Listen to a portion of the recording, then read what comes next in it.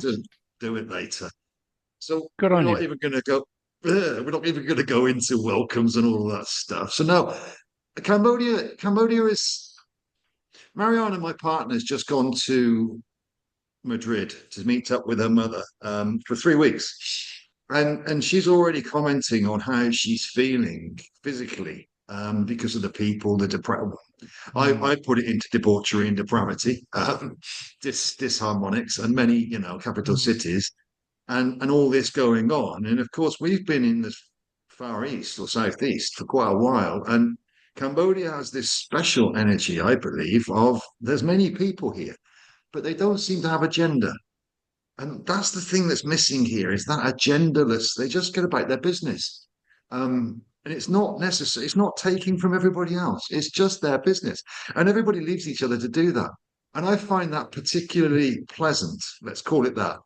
Um, Comparative to other places. So in that environment, I've for this period of time, it's particularly. I'm not going to use the word comfortable. It's not as uncomfortable, for want of a Miss, better way of putting it. How do you is find it, Oh, Ross? Mariana Eh? is Mariana Spanish? Yes, yes, she's Argentinian. So Oh, she's met up with her mum, who's just come over from. They meet up as often as they can, um, mm, and they're having a sort of break together, middle in the middle ground, Spain. So Argentina, it's yeah, whatever. And yeah, she's. I think she misses speaking her native tongue. mm. She can speak with me. One day, I am I am he's a half Spanish, and I was born in Spain. one day, hopefully. I mean, I'd love it too. I find the different, the multi. It's not the language. It's the meaning of the language. There's so much more in Spanish, Latin, or that is given just by tonality and the string of words than is in English. English is a much more blunt descriptor, literal, as opposed to a lot of these other nuanced languages, and I enjoy that, even if I do misinterpret Mm. every now and then. I found that each language has its different world in itself, because it's not just the language, it's the meaning and all the culture behind it, all the um, innuendos, and each language conveys a different view of the world and a different view of oneself. What I found, brother, um, I'm going to guess this is part of an ongoing thing, but nevertheless, it's become more visible.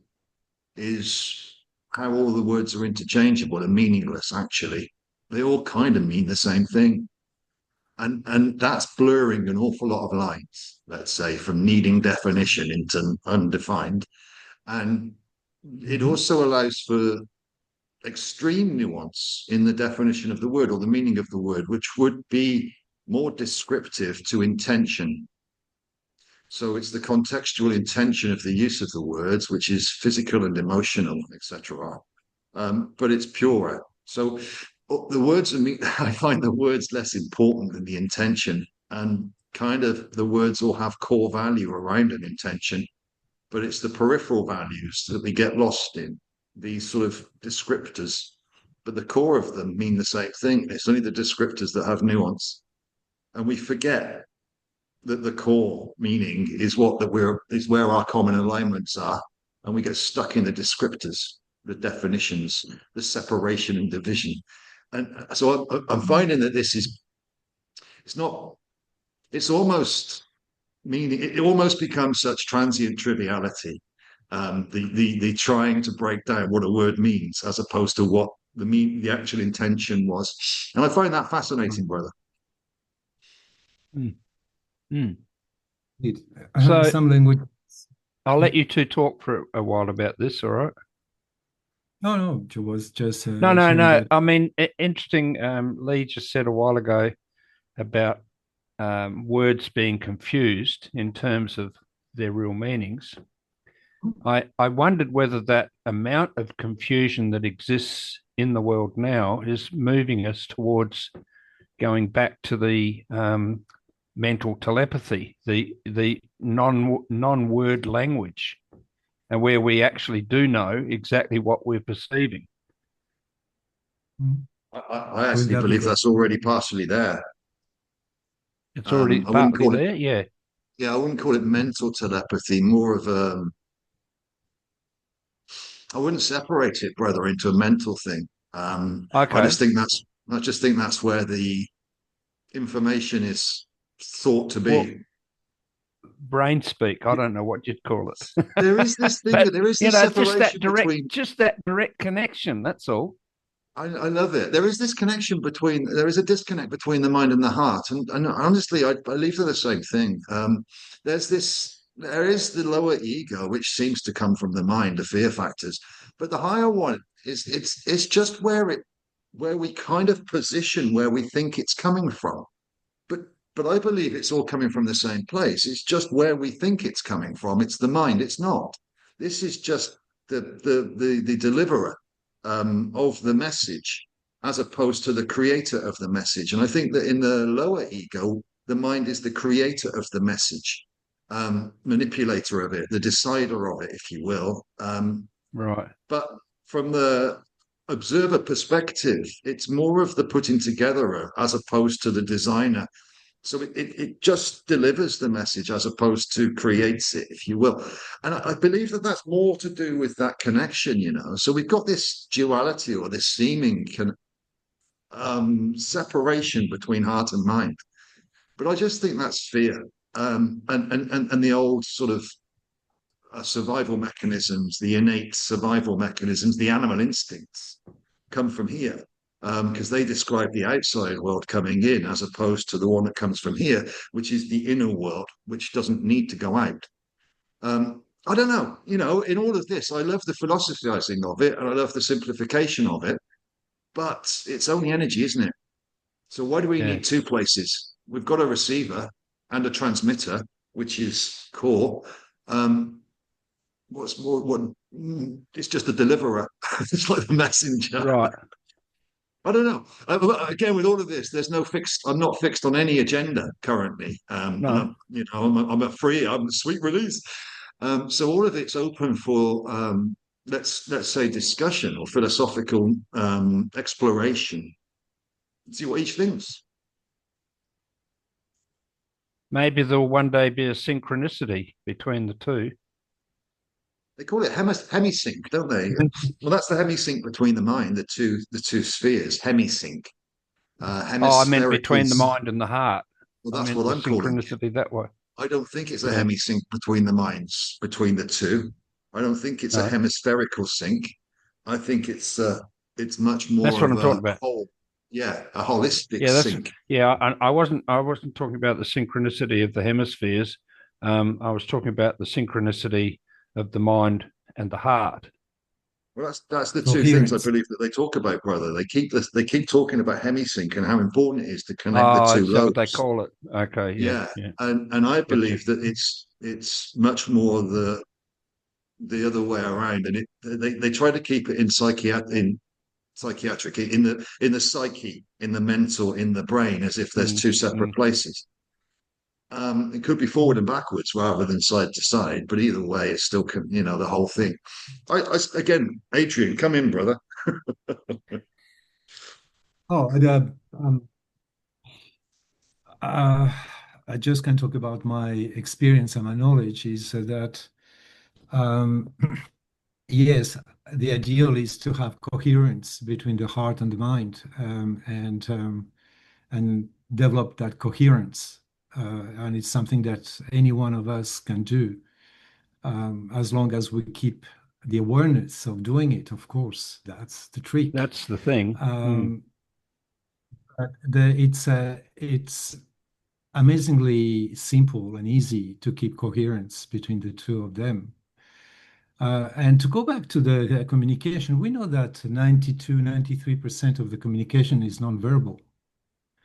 is about the frequencies, the exchange of frequencies, and we can call it developed intuition or heart intuition.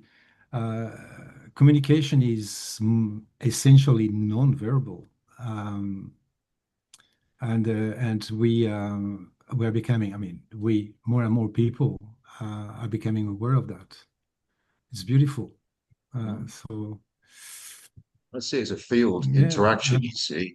Coherence is a beautiful word because it also aligns very much with integrity. And integrity is very wholesome as opposed to fractured. So integral, coherent, same things. Consistent, same things. In tune, congruent. same things. Mm. Harmonic, same things. So all of these, we can look at all of these different perspectives and use a word, but they all mean the same thing. And what is that thing? Consistency, it's purity, it's harmony, it's non-reactive, it's responsible, it's self-aware, it's self-recognized. All of these words, see, don't they just go into the same box and utilize the same notion? But what's that notion? And that's the problem. The words create all sorts of definitions of the notion, but the notion's in the middle of them all. It's the core. What's the core?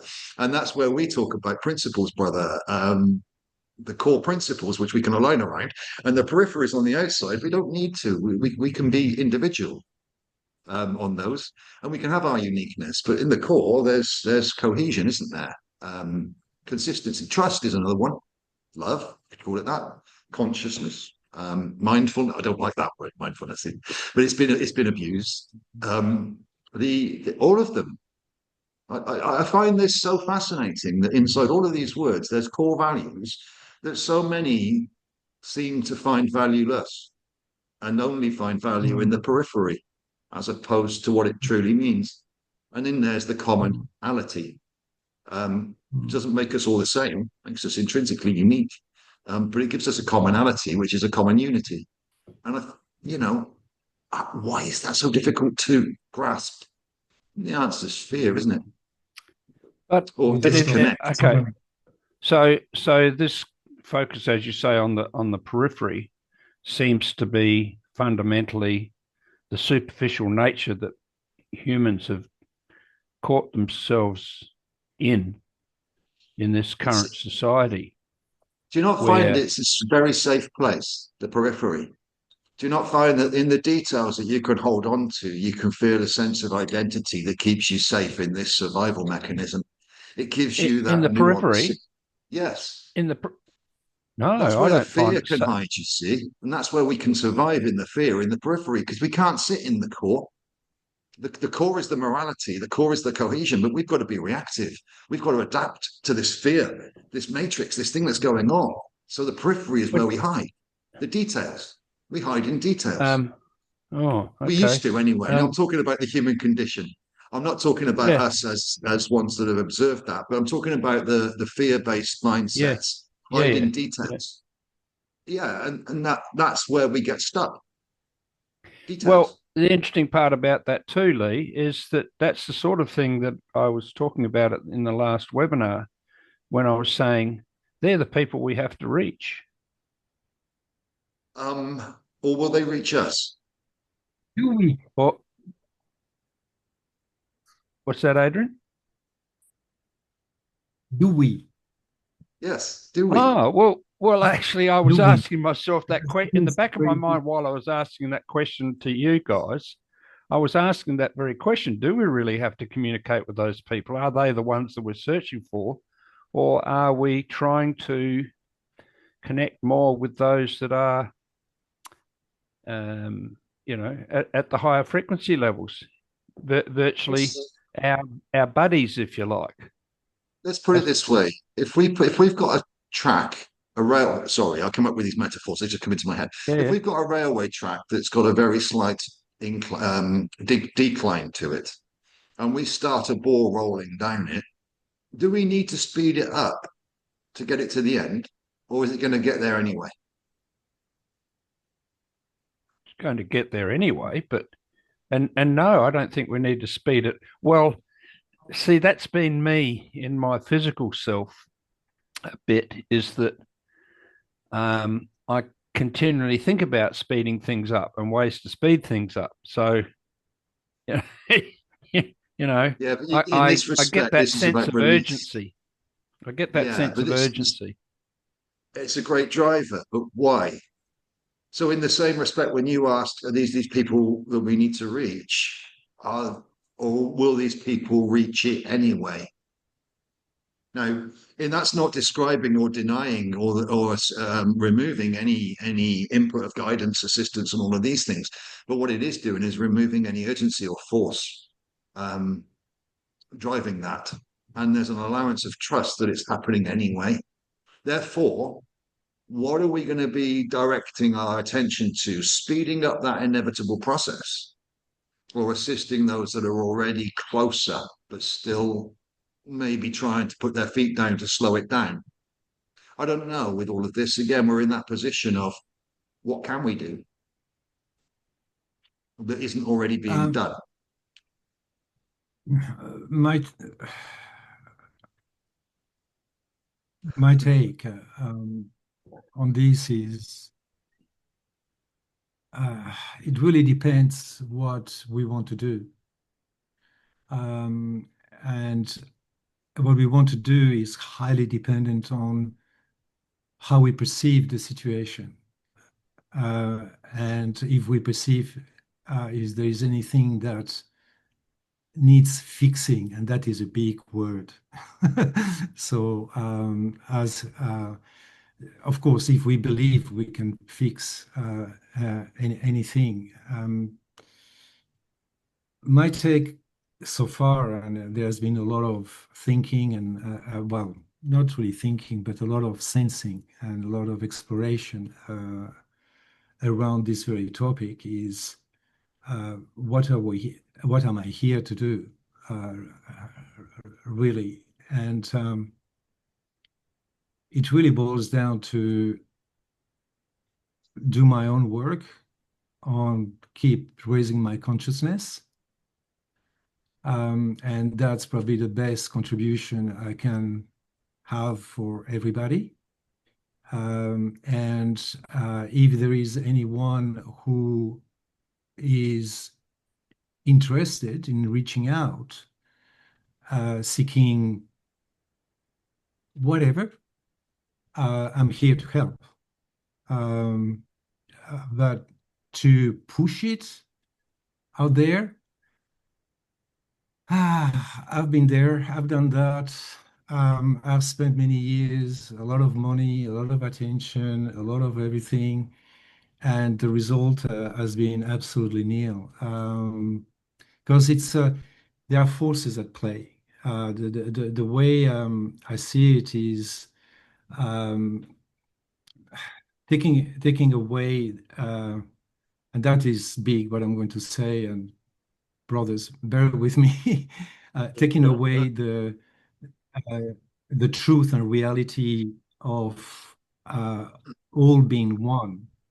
And when I say all, is not just humans; it's animals and flora and the chair and the table and anything that is in existence and in non-existence is in the same soup, is one. So taking that and putting it aside, which is a big thing, and focusing on the unreal.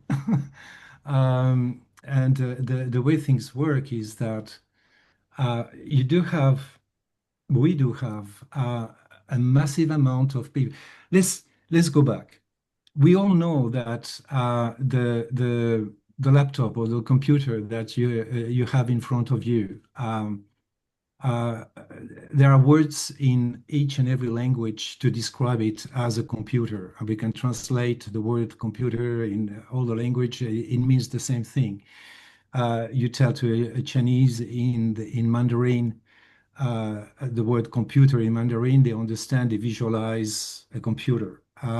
So the that's how we've been programmed.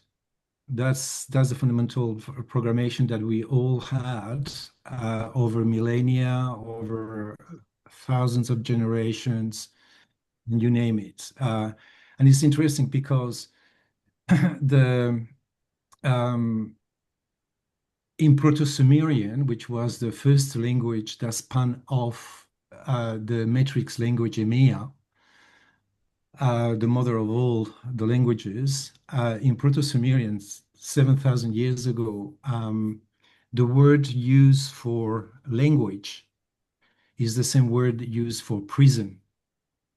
Yeah. It's one and the same word.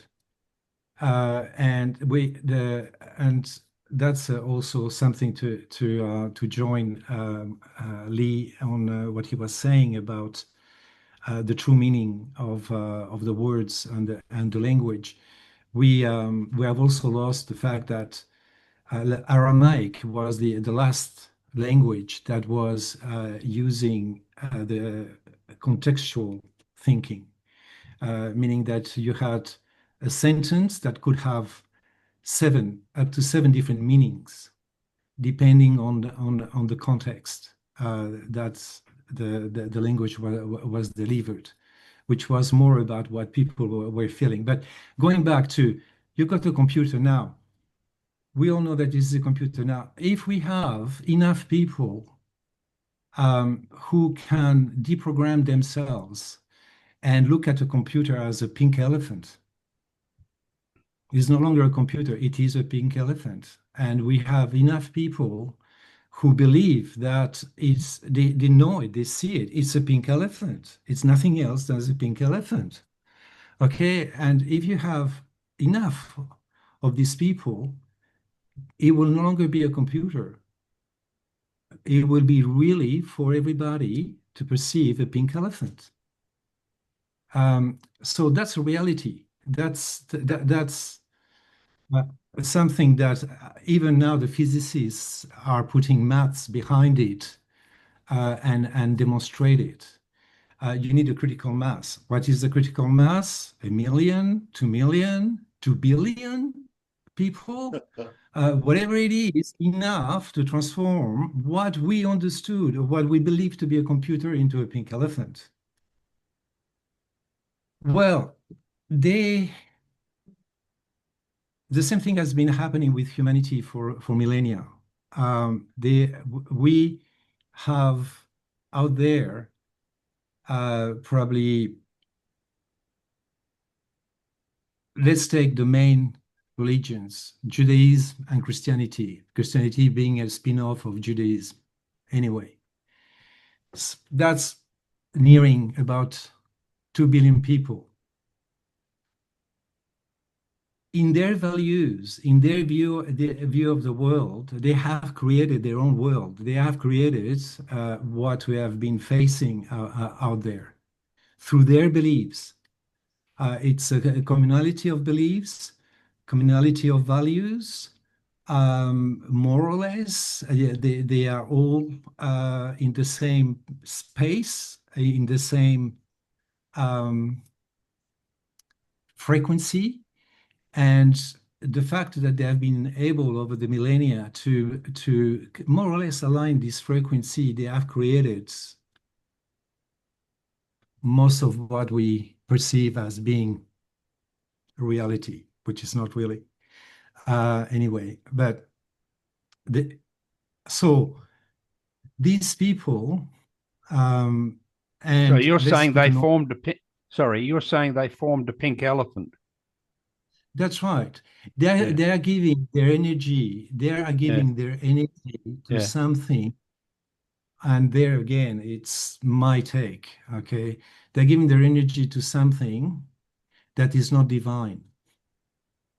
They think they do. They think they are giving their energy to uh, a god. Yeah, definitely a god, but what god? And that is a very interesting question. Um, they are certainly not giving their energy to a Value. creation that is pure.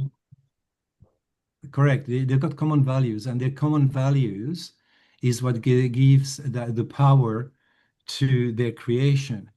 And you've got all these hundreds of millions. Let's put a number, 2 billion. If you took the Jewish and the Christians together, more or less, they've got the same view of these autocratic, vengeful, jealous, genocidal God that punishes and rewards and has favorites, has the chosen people and all that stuff. But that's what the energy has been doing. So I believe that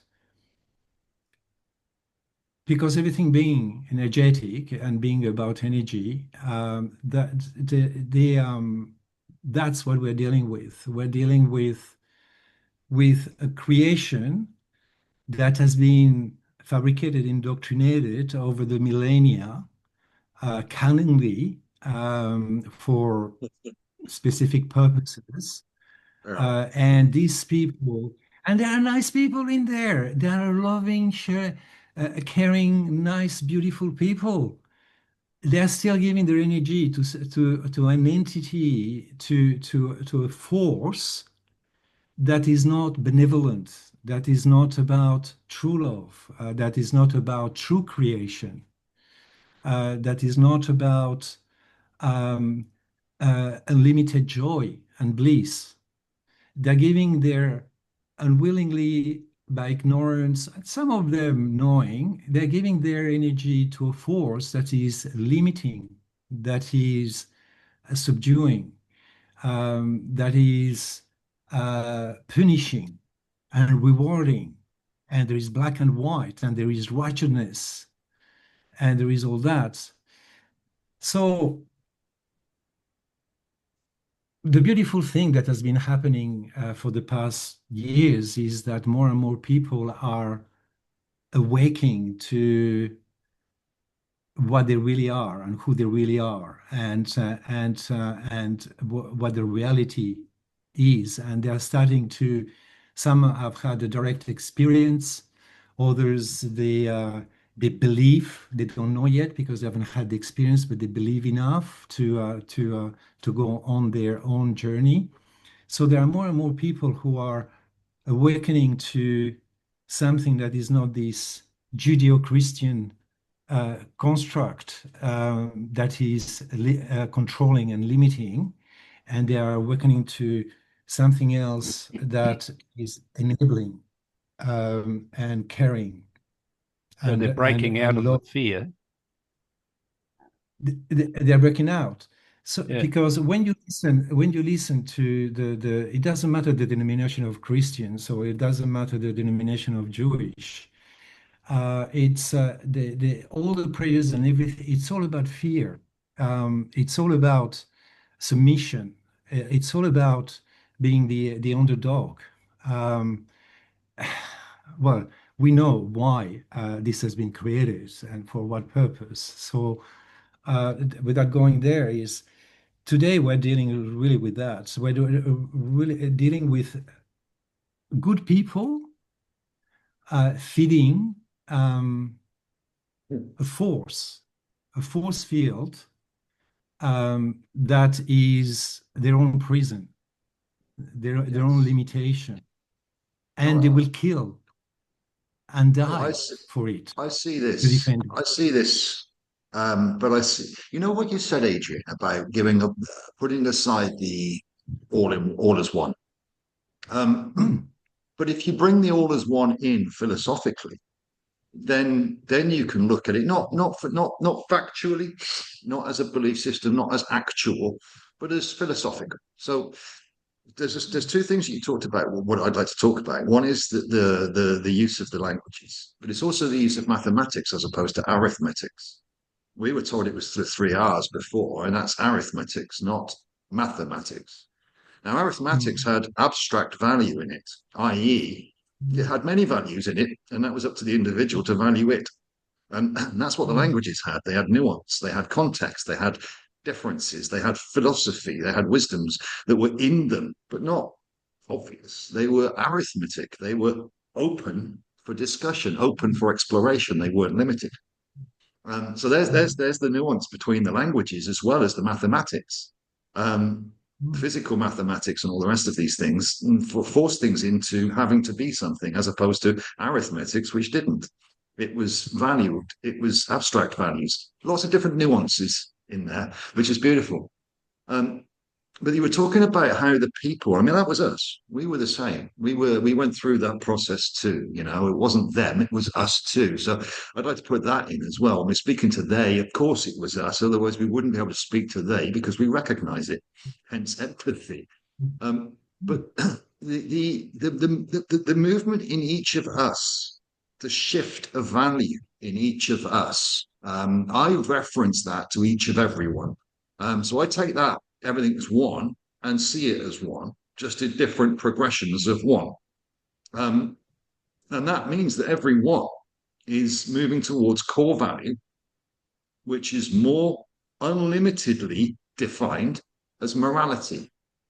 And what they're realizing is the immorality that's currently outside of them. So the disharmonic, they are basically retuning internally without knowing they're doing it. And each time they turn the screw to tune the string, it moves them closer to the core value and puts that more clarified in their minds as morality, honesty, honor, truth, the good words. And all of these other fears then don't make so much sense. So it puts confusion in there where there was before decision. Now there isn't. There's uncertainty where before there was assuredness. Good, because it was fake. And that's what comes out of all of this, as we've all experienced ourselves.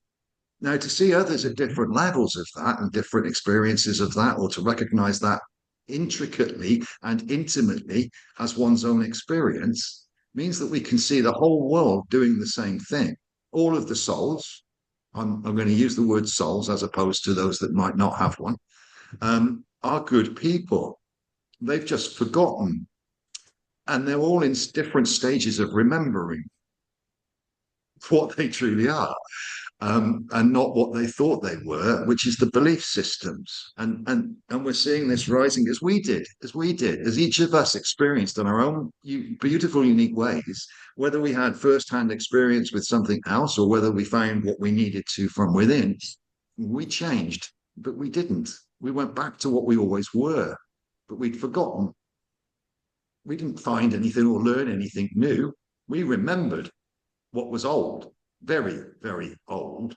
And that made things simpler and showed us what we didn't want, as opposed to told us what we did. And that's the beauty of this. It doesn't force anything, it's powerful. And that's what you were talking about, brother, with the forces. They're coming up against forces. And forces don't feel so good when you're not forceful yourself. So when you're not forcing things, which are very much fight-flight system, when you're out of survival or moving towards morality or core, you don't want force, you want power. And there's a very stark difference between the two. So people are suffering currently the forces that they before believed themselves to be. And now they're finding that they don't want them and they're becoming more forceful. Yes, because you're powerless. Now grow your power. And then there's no force at all. So this whole thing philosophically works as well as in relative reality. We can see it, we can watch it, we can observe it. But do we need to be in it? Or can we just guide it? Welcome the people who are on their journey, and that's what I was going to, is that there is a force going there, and we're not going to fight fire with fire. It's not going to work. So to be forceful on something that is a force in itself and is very jealous about being a force, let it be. And it's about the soul or the individual. It's about them to each one, like ourselves, like many others, just to start on the journey of awakening to what we are and who we are, and be there to welcome them, to support them, to share the love, to share the the wonderfulness, the exaltation, the joy, and Beauty. it's yeah, the beauty of it, and but we can do that only with those who choose to, those who have reconnected with their internal spark, divine spark, those who are still entrenched at the moment, and anyone can take a very different direction at any time. We have experienced that ourselves. So those who are entrenched in uh, sorry, at the moment in this force field, the only thing that we can do is accept and be there when they will be ready and take I the first see it. step. I see it almost. We've used these terms very often, and it's pretty normal. But in the last few years, it's the same old thing. We can be stood on the top of stood on the ground, and there's a well next to us, and there's people at the bottom of the well, or there's somebody at the bottom of the well, and they want to get out, and they're screaming. But we can't climb down with them because then we'll be stuck with them again. So we got to just drop a rope down and give them a rope and pull them up. But as soon as they grab the rope, they try to pull us in. And it's the leveling. They want you to come, the mind, the ego mind wants you sympathizing. It wants you on the same level. It needs you to be in resonance with it, not solid. It needs you to be disturbed. So it tries to disturb. Um, and I've gone through this many times. And what I've through wisdom I found is you just stop giving them a rope until they request it, and they're open to actually use it with some gratitude or acceptance as opposed to reject it. We're in that same area, right, Adrian? It's that same area of can you receive or do you already know? And on the first time I reached out for help when I was there, the guy sent me away after an hour and said, "Come back with your glass half empty, not full." And I didn't know what he meant. 3 days later, I did, but I didn't know at the time. And you can't blame somebody for not knowing. They just don't know. So it's not fault. There's no fault. This is the Yes, very beauty. good. There's no blame. There's just empathy and understanding. If you're not open to receive, then there's no point trying to wedge it in. It's just going to get rejected. But that's okay. Love you. Yeah. Soon you will be, and that's that bit, Grant Brother, about how much do you force into or try to open the eyes of those that have got them firmly closed, if you will. And they're not, they're just going to reject it and bite you or try to anyway and throw it back. Now, that's not a bad experience. It's for both of you if you need it. I've gone through it enough times and put myself into those experiences where I was forcefully rejected many times. It never bothered me though, because I just understood what they were doing, but they couldn't. They just wouldn't. There's no way. It's like it's as I call it neon. It's like speaking in neon, but people can't see neon. They can only see black or normal colors. They can't see the neon light. They just can't see it. Now we can also empathize with that because there was many times that we were given wisdoms that we didn't see either. We rejected out of hand, and later on we might have thought back and thought, "Oops, I should have listened to that." But at the time we didn't. So again, there's empathy in that too, or understanding in that and realization. It's not a fault. This is what it is it's a filter almost. And are you wise enough to use the filter? Or are you still trying to force something that force it through the filter when it just won't fit yet? There's some more areas that need to be released before ones are able to receive, and that's okay. I was the same. You were the same. We all were the same. So in all of this, there's that area of grace. I like to call it grace. You Mm, could call it mm. You could call it wisdom if you wish, but grace would reasonably be connection between heart, mind, and knowing, gnosis, grace. It gives you that solidity when faced with those existential questions and those existential crises that people bring to your door, whatever.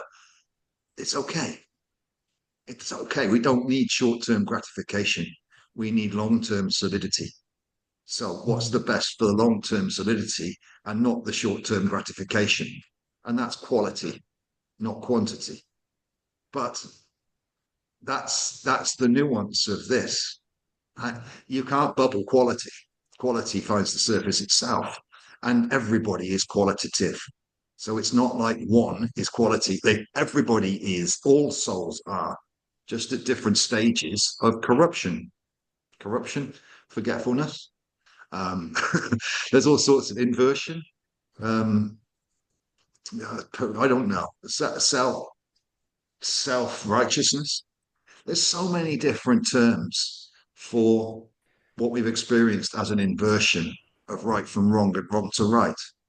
We've all believed the system to be right when it's absolutely wrong. We've all believed others to be right when they were absolutely wrong, and we've always believed ourselves to be wrong when we were absolutely right. You know, this upside downism has been prevalent, and I believe that was a frequency, like Adrian was referring to, a force field that was pretty conclusive until it wasn't anymore. Now, we were all under the force of it, and then we weren't. So it isn't all powerful, is it? In fact, we are. That's just forceful. So, in that same message, the simplicity of that will roll through the collective consciousness, but what effect will it have on the individual's day to day? Small relative, but large overall. And I like that. It will have a lot. I just want to add something. Just an experience I had a while ago while Adrian was talking about releasing ourselves and having that self-expression and having the freedom. I have to say, what you were saying, interestingly enough, I felt my heart sing. I don't know whether you understand what I'm getting at there, but if we could have the ease of expressing the essence of us and the way we operate, which gave us complete freedom, independence, but at the same time, full power. I actually felt my heart singing while you were saying that. And if we could, if it occurred to me that, wouldn't it be nice? You were talking about holding out the hand to people and inviting them. Wouldn't it be good if we could help them experience that same thing where they suddenly let go of those limitations that are on them and really felt it? I'm going to say something, a contrary question to you there, brother. What makes you think we aren't doing that? Oh, I didn't say we weren't. I'm saying wouldn't it be nice if we picked up that as our, you don't drop the rope down to them. You perceive people and you hold your hand out to them. And if they are enabled to get that heart singing feeling, wouldn't it be easier for them to move forward? I believe this is already happening. Sorry, okay. All right. Those who won't. What I'm saying is, instead of what you were saying earlier, Lee, about the insisting or telling or not cajoling, but trying to give people the information when in actual fact what we need to what seems more prevalent is to let them have the feeling. I will reflect experientially. I couldn't receive it until I put my arm out. It wasn't. I was waiting for another to reach out to me. I was waiting for me to reach out to them. And in that respect, it's the same way around. Is that when I made a promise to the universe, I wouldn't get in the way anymore, and I would accept with open arms everyone that the universe sent my way. I'd admitted to myself that I got in the way by looking for them, and I made a promise that I would no longer look, but I would accept whatever was sent to me. And this was afterwards. Okay, so this was, I had to put my arm out first and reach for the other's hand. It was already there before I could accept what they were giving me. And in the same way, the universe sends ones that are ready for whatever it is they're going to receive from me. And they can be here for 5 minutes, 10 minutes, or they can come back for 5 months, 5 years. It doesn't matter. They were. I didn't go looking for them. I didn't try to find others. I sat and let it happen, and then and thought to myself, you know what? But I'll never push them away. That was the thing, because if I'd gone out looking, then I could sort of end that contract by stopping. But the other way around was, no, I will wait, and I will take what the universe brings to me, and I will learn from that too. Not just share, but I'll learn through those experiences too. And that secondary part, that learning through their experience, my own experiences, helped me then. Cement would be the better word for it. Cement boundaries, internal ones, not external, not on the others, but it showed me through the others now. What I could see was still going on in me.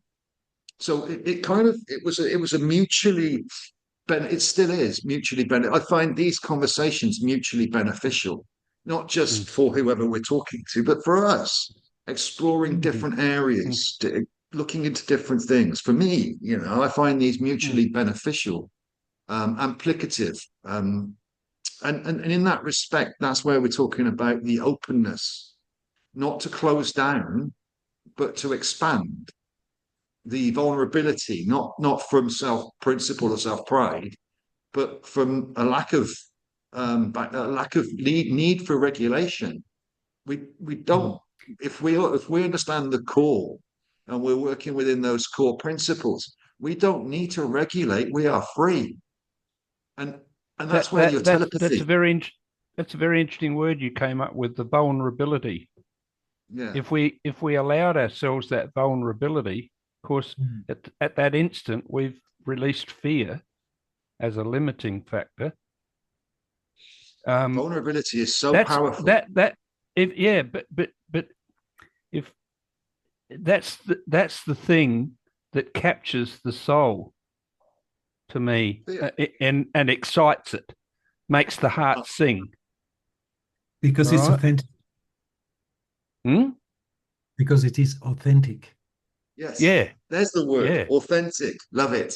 And it's authentic. This is the beauty of authenticity. It's authenticity that makes the heart sink. It's the trust that authenticity brings through the vulnerability, through the There's no agenda. You can actually feel it. You can actually hear it. You can actually hear it without even the sound. Some can. It depends how you pick it. Some, again, I would hear it. Yes, for some. Others feel it. Others have a sensation. All sorts of different ways of knowing it's there. There's a deeper level of hearing that I'm talking about there. It's not the ear hearing that I'm talking about. It's the heart hearing. Perfect. And that's what I'm talking about with respect to what it means when you say the word hearing. It's not necessarily hearing, but it's it's described as hearing. I get it, brother. It resonates with you. There you go. Yeah. Um, it's a resonance. It's a resonant harmony. But that can't be that. See, that's the basis for me of telepathy, because that cannot be Right. manipulated. It either is or it isn't. Now, I know people don't like black and white, but there is black and white. It's either Yep. harmonically resonant or it isn't. Now, we can have Yep. grey areas in the middle and discuss things, but they're details, and It that is they sit on coherent the or edge. intuition. That Yes. binary nature you're talking about intrigues me because it features through everything in the universe. The It's mathematics, universal. yeah, but it either is or it isn't. It's Well, simple. if you think You about know, that nice and simply, I am or I am not. yeah, What, you're pregnant or you're not? Well, I might be a bit. you know, you either are or you aren't, and if you actually boil that down to simplicity, divinity is simplicity, and belief systems are belief systems, you either are or you're not. There's no in between. So why do we create so much in between? It's not in between. It's on the edges. The in between is the core. The core is solid. These are on the yep, edges. They're not in between.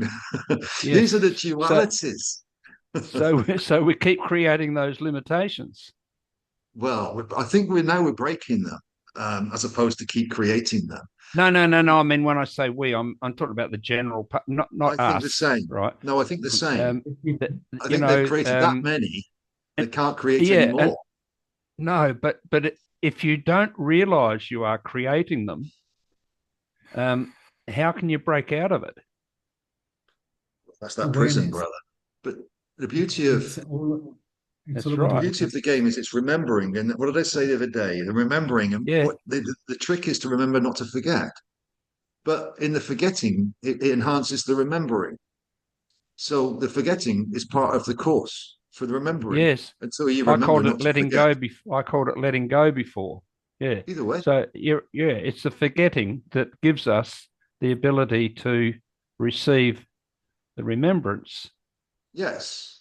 The forgetting reminds us the forgetting reminds us that we haven't remembered. Yeah.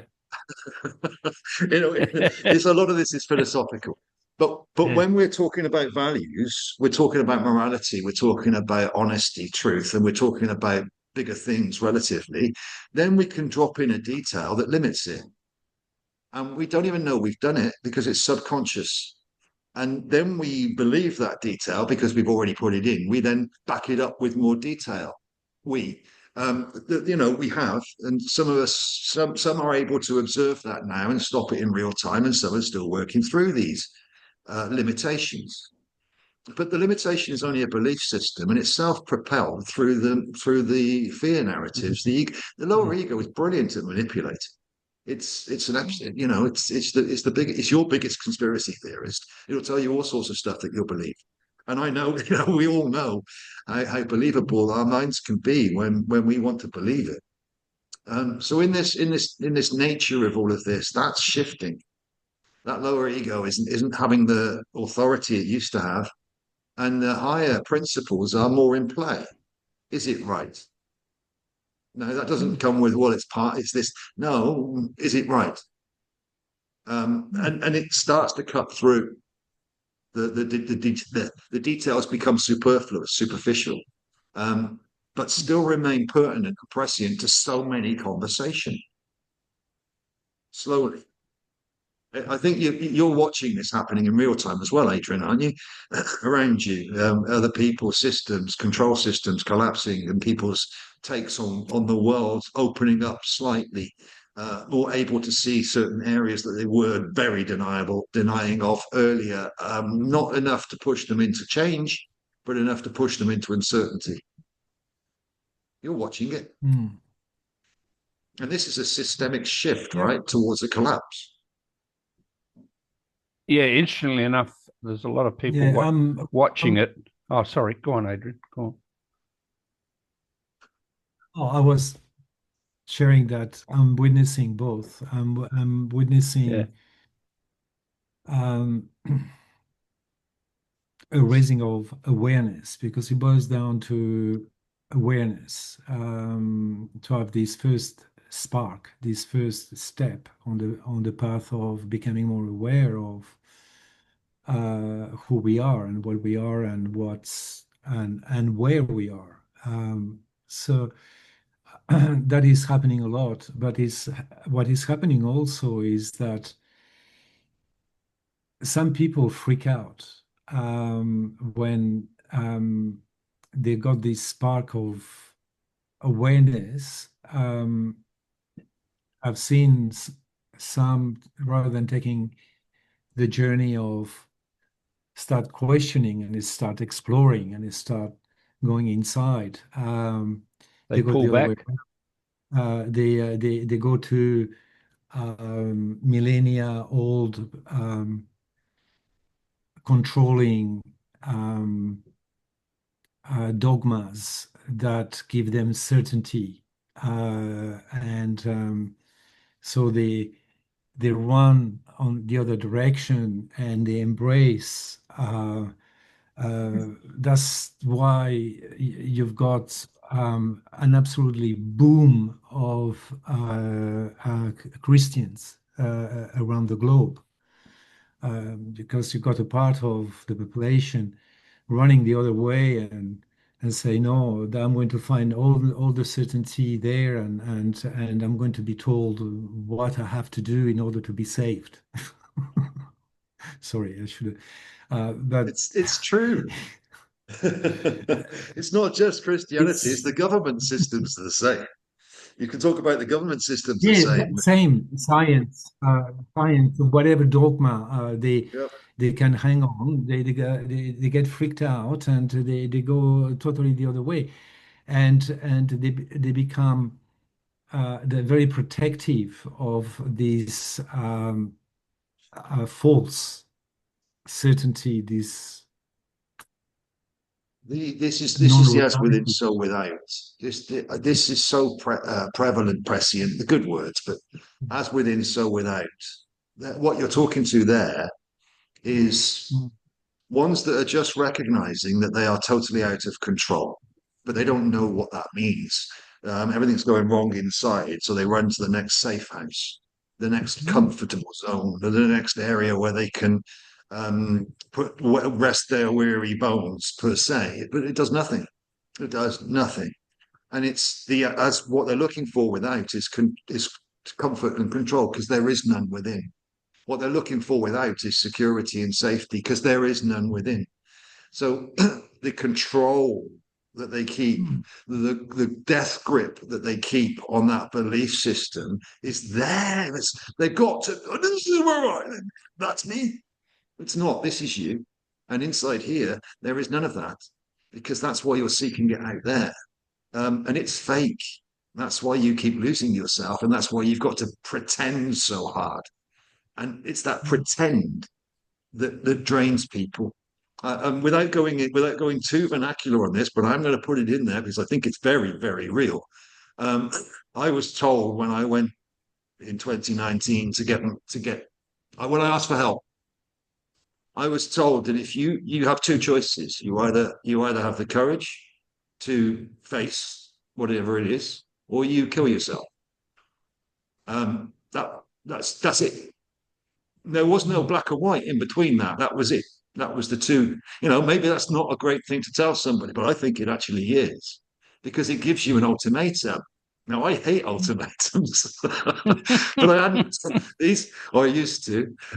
This was existential, and that's what people run from their own power, and they give that away to somebody else. The authority, they give their authority, their self agency to somebody else because they are so scared inside. They had never had it. It's a complete Yeah. disconnect from their own agency, and therefore it's who can I hand this to that's the most secure. And and of course, governments are seen as safe. They're not. The system, medical systems, doctors, they're not. All of these systems are not what you are looking for, but within you is what you are looking for, but you're seeking it without. And that's where we can help. That's where we can guide and assist, but you've got to stop looking for it from fake. You've got to start looking for it within. Now, if you do that on your own with all of the fakery that's out there, good luck to you. It takes a while to get through it. But a lot of us have done a lot of that work. So we've stripped it down. So you don't need to, but it doesn't hurt. It just experientially, it will show you what you don't need to do next. But it's all reminders. They're all reminders on the path. But it's the ones that have walked that path, the ones that have spent the time to do it meticulously, the ones that haven't done it through fakery but done it through necessity, divinity. The ones that have whatever asked the questions. the ones that have done it truthfully, and the authentic ones. In fact, my Telegram, my YouTube channel was called The Authentic Ones. Those with authenticity, those that do it from a place of experience and not from the place of reading a book. Those who have done it on the front line, those that walk the walk, those that would almost walk away from you rather than waste their time with you if you're not receptive. Those are the ones to speak to. The ones that aren't arrogant, but know their authority. Those are the ones to speak to. They're the ones that will give you the most challenging advice, but the most fruitful, the most truthful, the most honest. And they want nothing from you, just you to be you. And they know what you are because you are them. This is the beauty of this. If I am, you are. And if you are, why don't you value yourself as much as I do?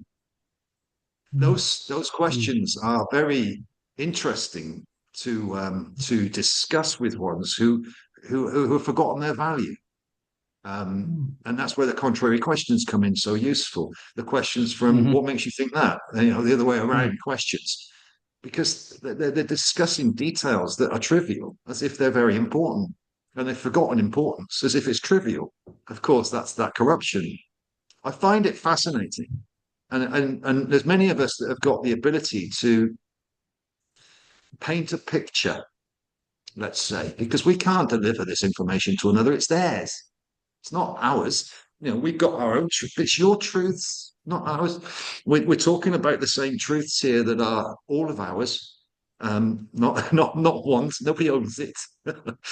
and in delivering that message from different perspectives, I believe that we are closing the net on any force field. We're overpowering it and harmonizing it back to forceless, neutral, a neutral field, a resonant field. Let's call it that. But that's my take on it. And of course, I've called myself a lot of the time a pessimistic, crazy optimist. A pessimistic, crazy optimist. So I may be crazy optimistic, but I know what I've experienced, and it's not unique.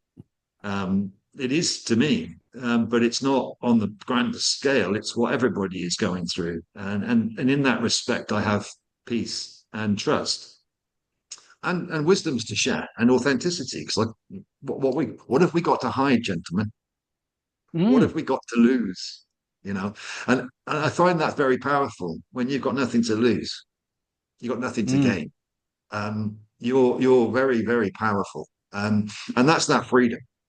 That's that freedom. So in sharing that, I believe that the energetics of it, A, help the collective, but B, anybody that has the time or energy to listen, or the attention span to listen, or the will to listen, will take some things out of this that really assist. And that's a beautiful thing.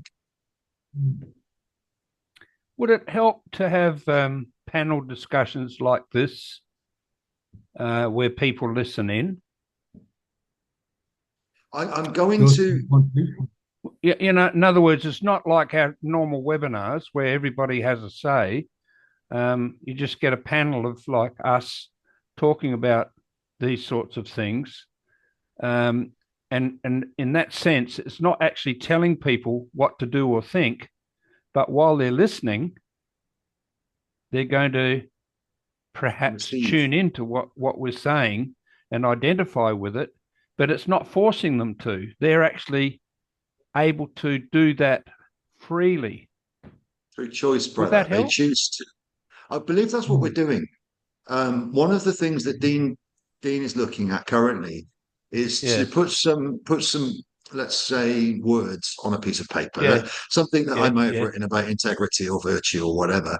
a story, a reflection, and then 3 or 4 people discuss what that means to them.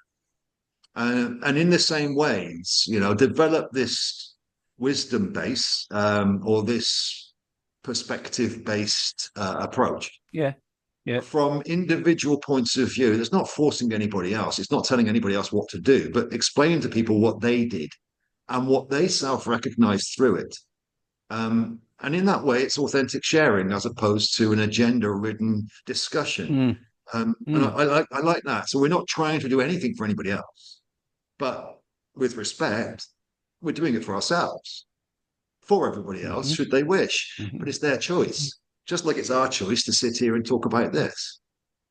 It's a release, brother. There's no pressure on it then, in that respect. It's not got an objective outcome. It's just got philosophy, which is the love of wisdom. So what wisdom can you take out of it? Well, wisdom is remembering, wisdom is gnosis, wisdom is core, and it's innate. It's not something you can receive from another. It's something you already have within. Do we highlight those? Do we bring light to them? Do we talk about some of those things that people might get a light bulb moment from? Possibly. Isn't that a beautiful thing? That would be. So with all of this, I don't know what to do with regards to how to deliver a message, because I believe it's not time for a message. It's time for truth. Is truth a messenger? Yes, but it's not directed at fixing anything. It's always solution based, but never to fix, just to harmonize. Go, Adrian, please. What comes to my mind listening, signposts. Yes. Yes. And do you not still find that you're still seeing them, brother? Do you not still find in music, you might find that there's something in there that you listened to years ago? Oh, yes. The signposts are everywhere. We put them down. Hansel and Gretel did it so well with the breadcrumbs. And it's the same kind of idea. It's breadcrumbs along our path, the signposts that remind, confirmatory, confirmations. It's beautiful. People aren't aware of them. Signposts and people who feel they are ready or resonates with them, they will reach out. That's the point. And that's where the quality bubbles up. The resonance. Do we need to find them or will they find us? Well, let the universe decide. We can only put open for business on the door. Yeah, this is not a fire sale. There's nothing going cheap. There's no marketing gimmicks in this one. There's no emotional strap lines. No. Just remembering, and again, with a lot of this, simplification works so beautifully. And I enjoy the complication to simplify it. So in bringing all these themes to the table, we can then philosophize. I like that word too, without putting anything on it. Search through it.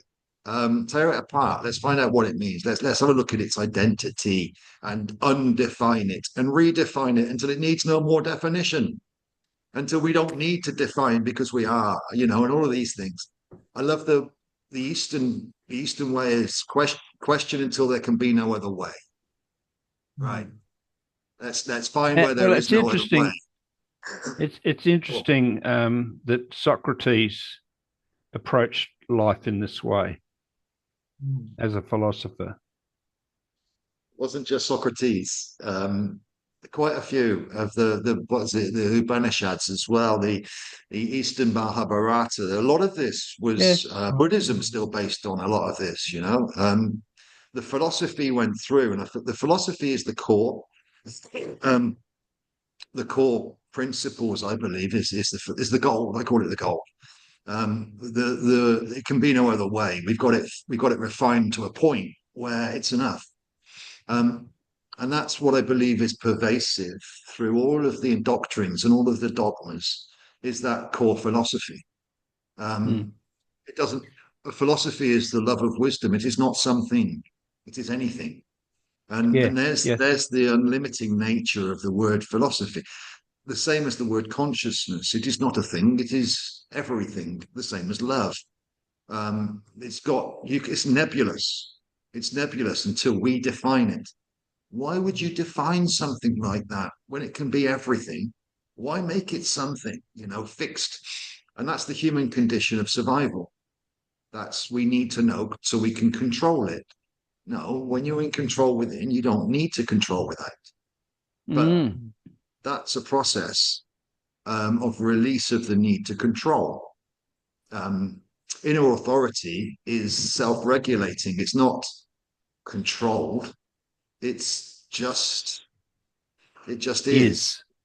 But you need to learn to control it before you remember it doesn't need controlling.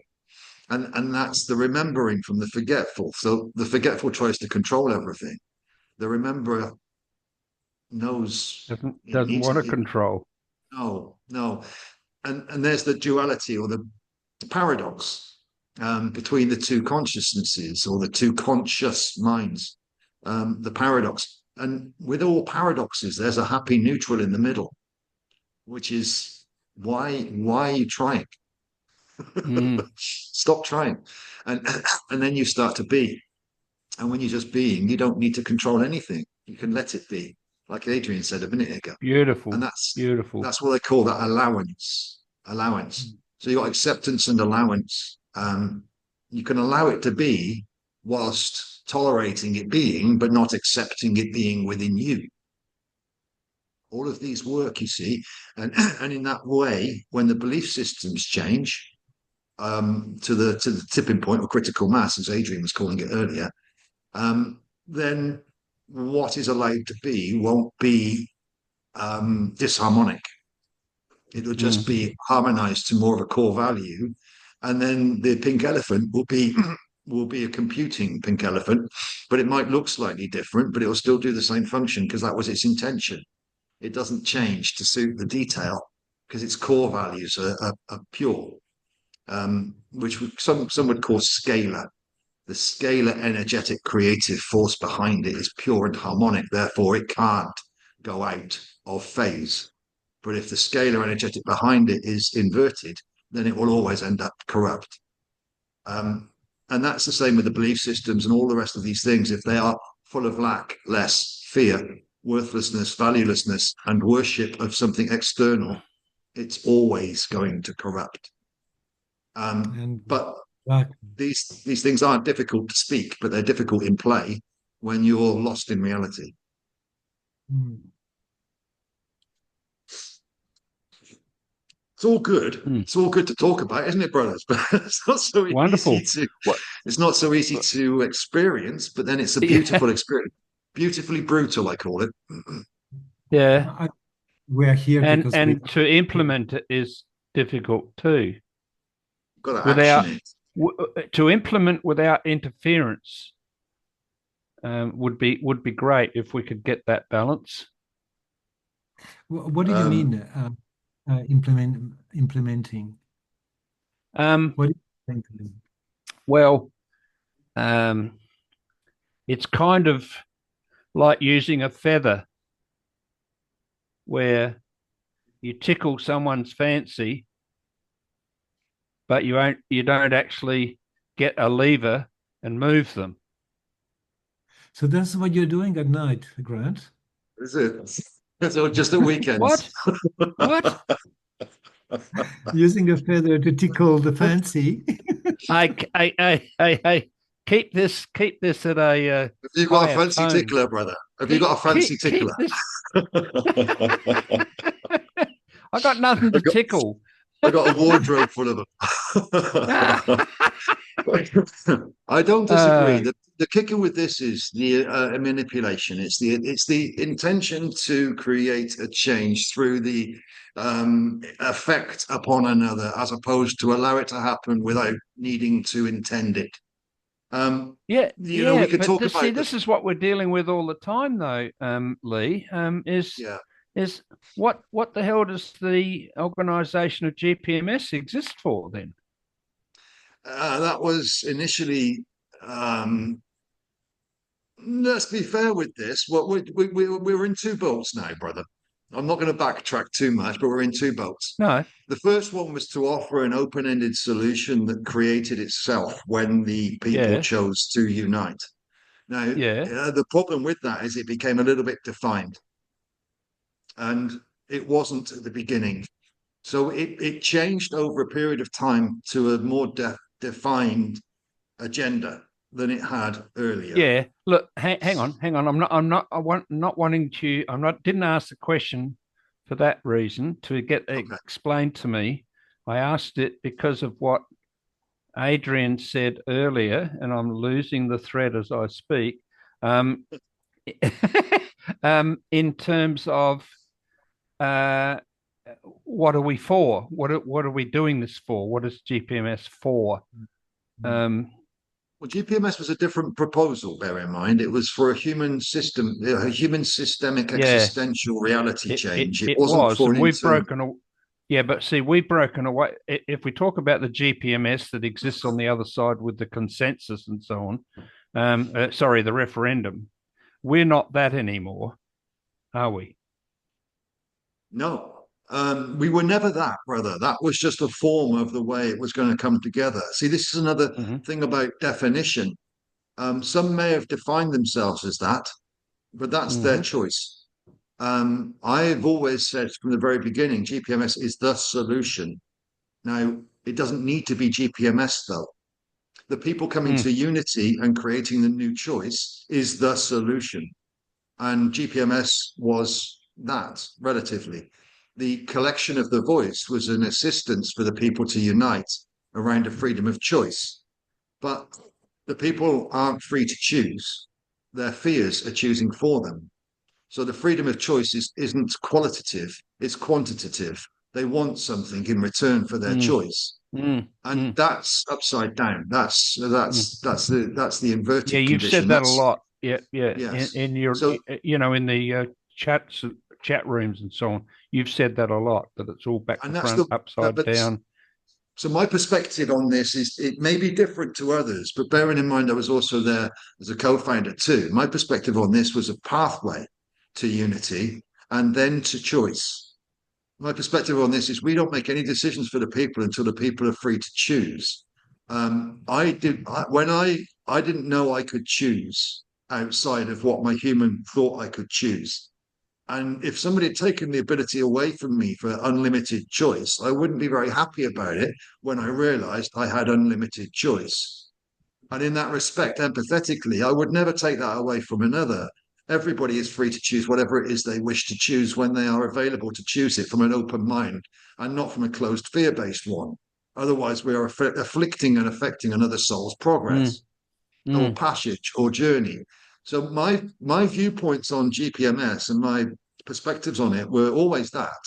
And GPMS was purely a vehicle, a concept that allowed for connection, unity, and then choice to be made when that unity was there and the people had the ability to choose and they knew what they were choosing between, not just Hobson's choice. So in this respect, so, I treat everybody the same way, I suppose, not just GPMS. I can, so it's a facilitation process. It's guidance, isn't it? Yeah. Go Yeah. on, Adrian.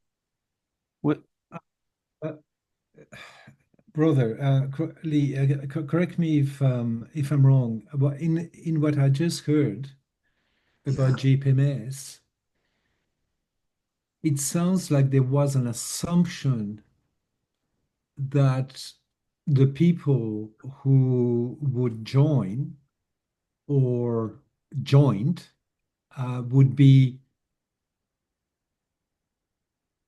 in a similar bandwidth of consciousness and and Yes. and and self-realization, if I may express that this It's way.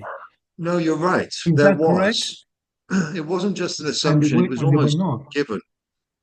It was almost given. There was more than an assumption. There is, let me always say this. From a perspective, there is an inevitability of that. The problem, the assumption was the timing of it. So with regards to the unity of the ones that can see, let's say, and the commonality between them, there is an inevitability of a connection that spans further than division. Yeah. Um, Even. Now, at the beginning, there was urgency. I'm very used to that urgency, Grant brother, and almost pressure to create the room, the space for those to come. Now, I there was a lot of us that would have considered that almost inevitable to happen then. As I say, crazily optimistic. Mm. But when it didn't, it didn't disillusion me. What it meant was it wasn't time for it. But it did disillusion quite a few because they were told it was going to happen.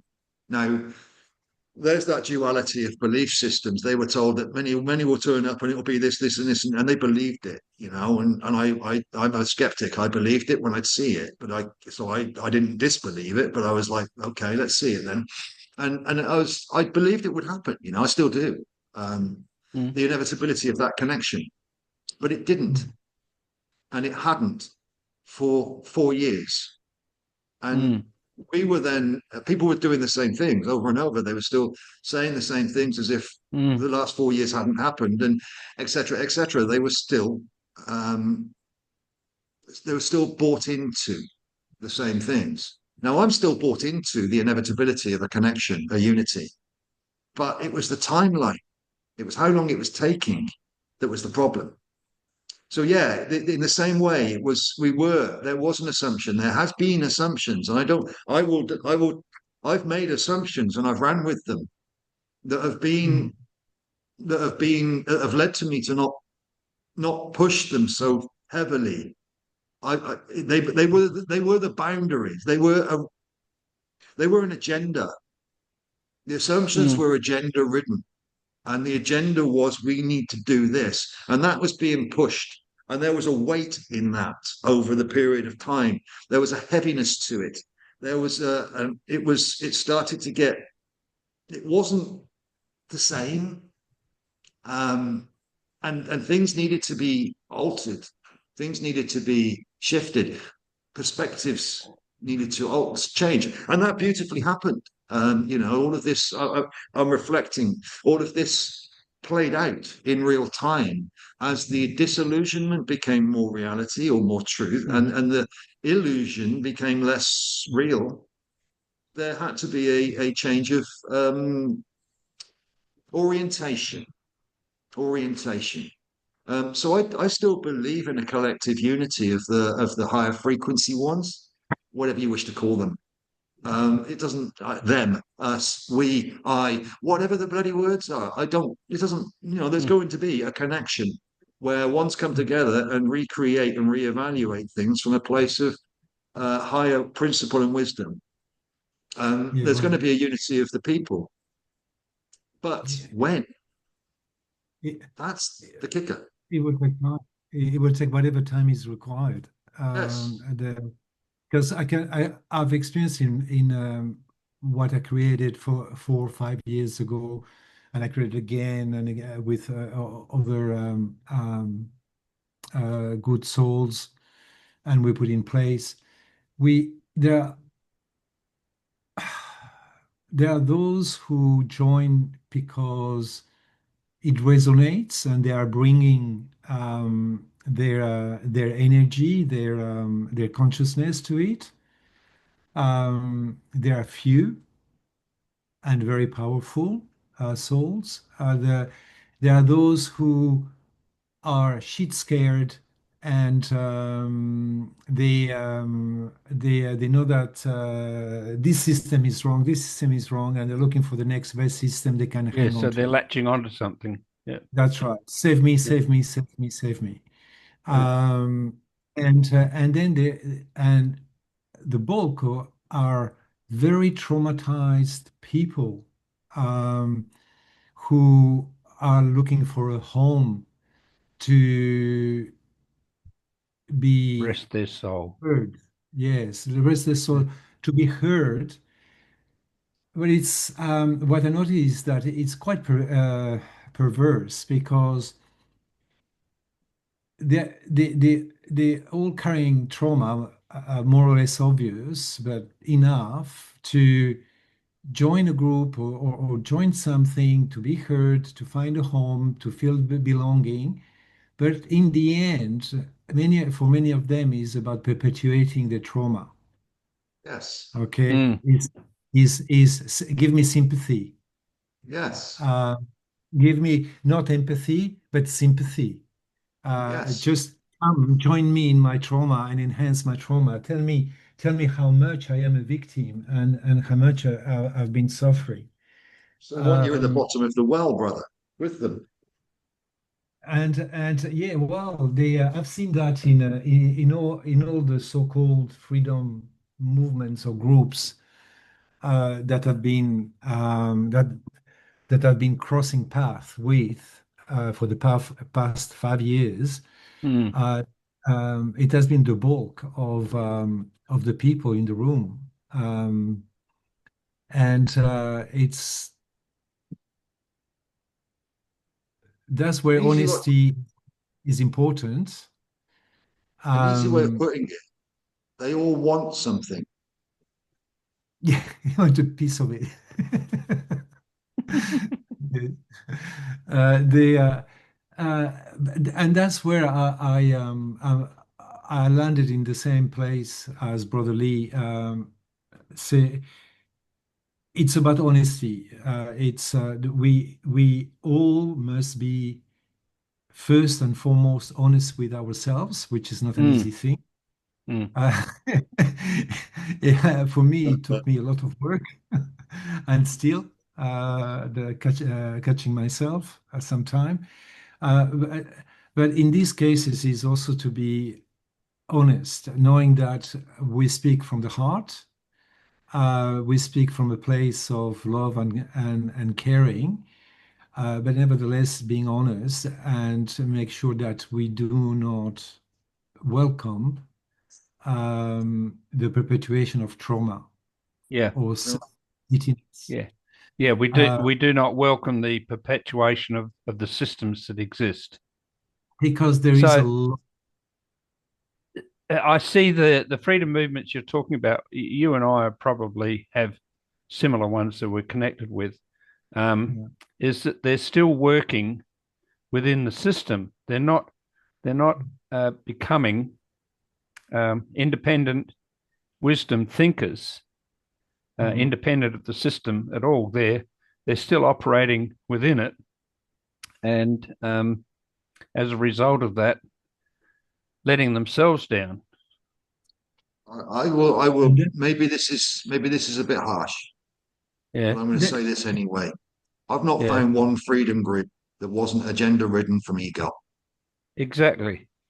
So And that agenda was to make money off the circumstances, it, or control, whatever it power, it happened, doesn't matter. to boost an It doesn't ego, whatever it doesn't was. matter. It doesn't No, matter. The but details don't matter. What mm, they are is limited via ego limitation and yeah, agenda. yeah, And that's belief systems. They all carry belief systems which are lesser. yes, absolutely. They are into force and not power. yeah, uh, yeah, into the low scale of frequencies, not on Yes. the 200 and above, but they are below the No. 200, most of them. So the one thing that like Lee was talking about the GPMS mm, putting things the wrong way around, the cart before the horses. The all these groups. That's what they're doing in early 2021 when I started preaching. Every time I had the opportunity,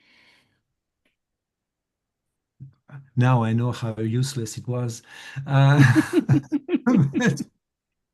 but, but It wasn't I was useless. It wasn't useless. I was preaching only one thing every time that I had the opportunity because I could see people what they were doing and even what I was doing. And I was saying always the same thing is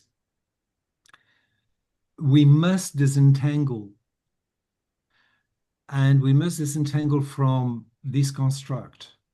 And to disentangle, first we must disentangle emotionally, then we must disentangle psychologically, then we disentangle spiritually, and only then we are capable of disentangling physically, materialistically. And so what they are all trying to do is to disentangle physically, materialistically, when in their heads, in their hearts, in their emotions, and in their spirits, they are still entangled. They are still in the value system, they're still in the belief system. And the Go on, sorry. Now keep going, please. I thought it's again be first and then you do. You don't do first and then you be. You can only do when you be. You are. The beauty of inaction is it will always lead to action. The courage to not act is one of the hardest things you'll ever step through. The courage to stop yourself when everything is telling you to do something and say no. It's one of the hardest things. And that courage then gives you inaction. You can sit and be. Now, people are fearful of inaction because they're not doing anything. But the more you're inactive, the more focused your next doing will be. Inaction causes action. Yes. Inaction causes action. Doing stops inaction. And that's the reflection. That's self-reflective. The problem, the thing that I started to teach, same things, I call it determination now. You've got to determinate. Terminal being a connection point, a terminus.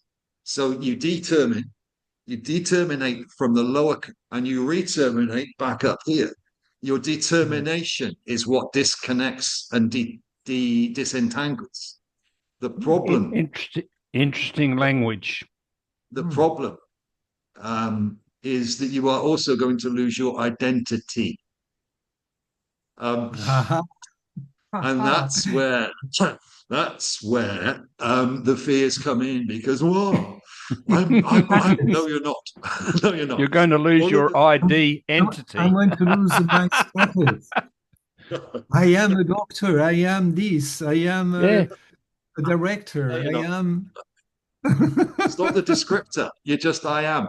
So in this respect, beautiful. In this respect, what we're talking about here is you're giving a process, but I'm giving a reality, and it's not different. They're the same things, but they both see. I would rather know that this. I tell people if you're going to walk this path, you will break the human condition. You will break your human condition. You will no longer be able to be the human that you think you are, and you are not it. That's what's causing you the distemper. The belief that you are that human is what's causing the disharmonic, and that's the indoctrination process. They've told you what you are, and you believe them. Now you've got to stop, and that means reevaluating your whole identity, which is everything you believe yourself to be. And in a manner of speaking, it's all fake. It's a charade and a character. that dynamically works out with me in my encounters with my wife all the time. Yeah. I'm trying to release myself from an identity. She's trying to put me back in it. Yeah. And there's your practice, brother. There's your discipline. Yeah, I know. I know it's been interesting. What do you believe is the reason that is compelling her to push you to get the identity or keep the identity? What do you believe is the reason? Because there might be a golden nugget there. Interestingly, it's the belief systems, the dogma, the notion of what an identity is. I can't answer for her, but I can, brother. I can. Can you? It's okay. It's the well. Yeah. She wants you in the well with her. Yeah. Not outside of it. Actually, that's phenomenally what people do all the time with their friends. When you think about it, is that you try climb out and do something different, and what happens is they will reject you Stay or with me. impose upon you until you concede Capitulate. and stay with them, or It's, you break out and lose a friend who yeah. wasn't really a friend anyway.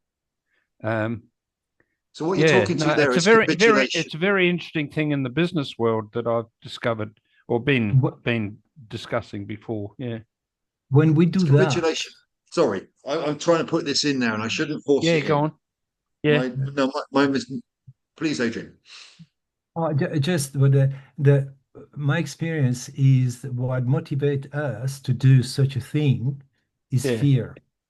yes, yes, Is the fear to be abandoned, to be yeah. left It's behind, fear to lose the other one, and therefore to lose part of my identity because my identity depends on the identity well, on the that's other. interesting. Like the That gives connection. me that gives me a track to work with her on that. That There's a actually, simpler way of interestingly looking at enough, this, yeah, and it's called codependency. Look up um, codependency and yeah, show your yeah, wife codependency. We yeah. can call it No, she fear. wouldn't. She would reject that. She would Well, reject my. she may, Yeah, but look it yeah, up yourself and look yeah. up the need for another's identity to form your own. That's right. Interestingly enough, I'm having this challenge with my daughter at the moment, who Adrian knows is alcoholic Mm. and a narcissist on top of that.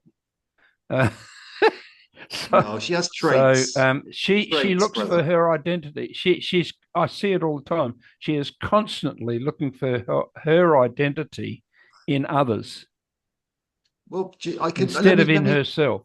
let me give you some words for this, Yeah, and they are blunt. She's worthless, she's hopeless, and she's valueless. That is exactly how she narcissism. describes herself.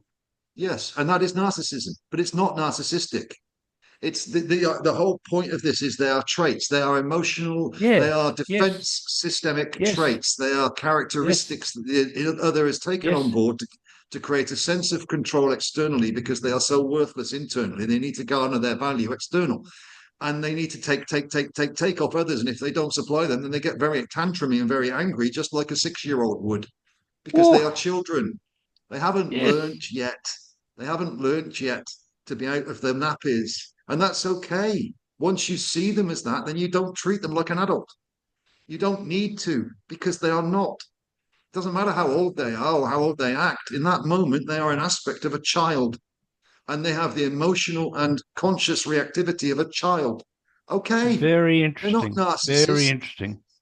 They're not narcissists. They're just children And, and they want a Yes, lollipop. very accurate. Yep. Okay. Yes. Stop labeling. It, Yep. Okay. it's and fine though. The beauty is this all like reminds children, us.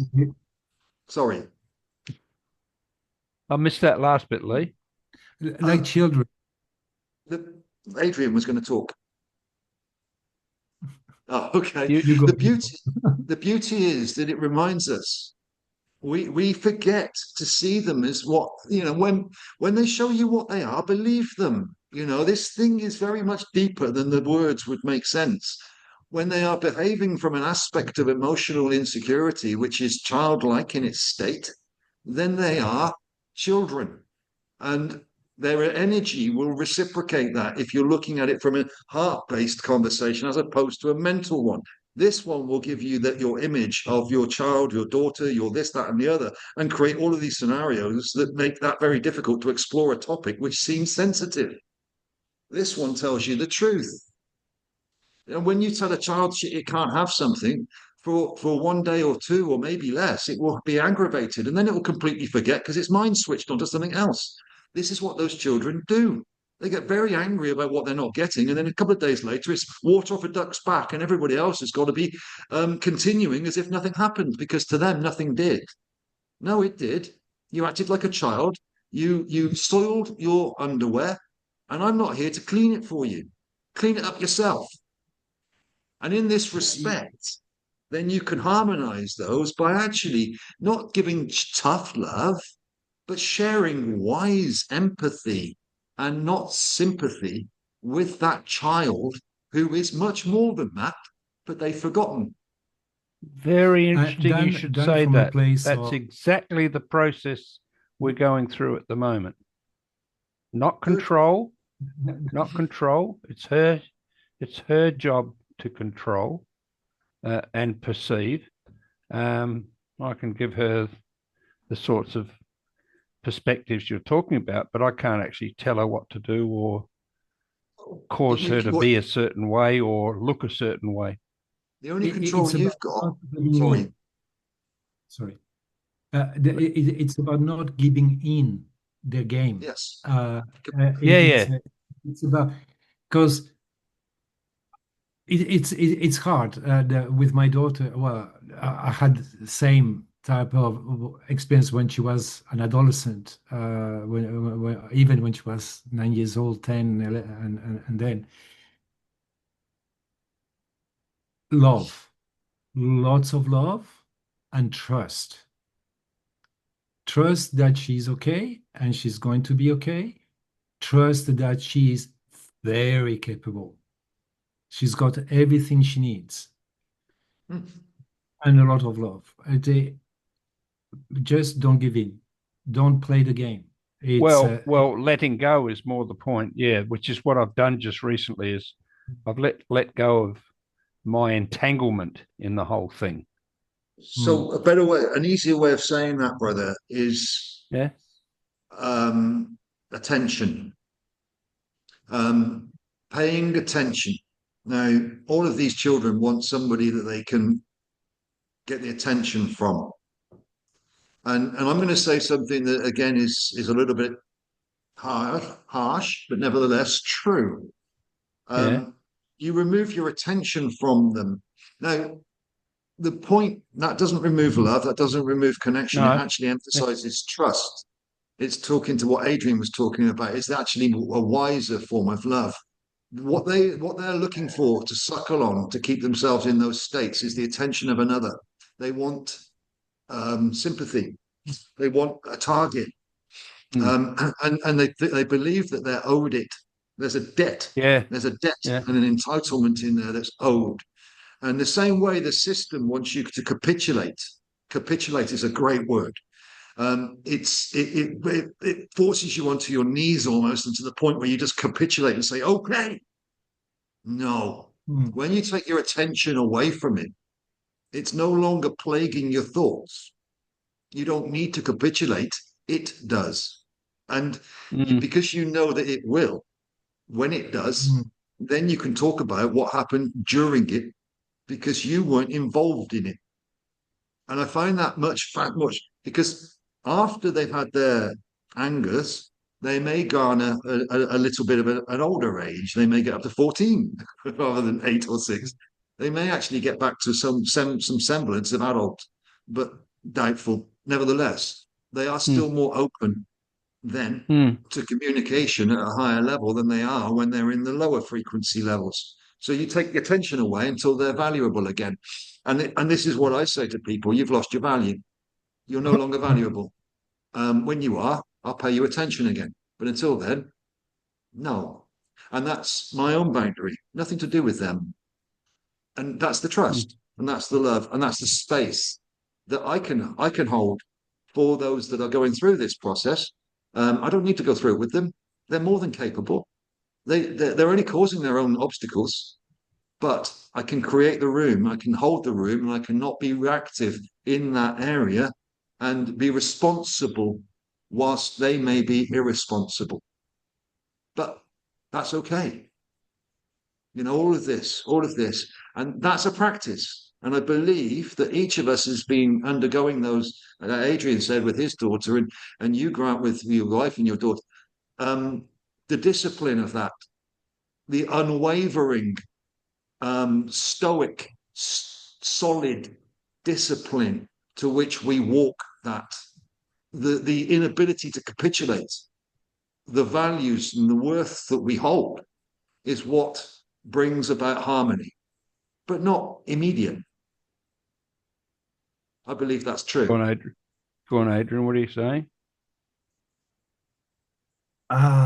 Uh, Beautiful, beautiful. I'm going to repurpose this beautiful conversation.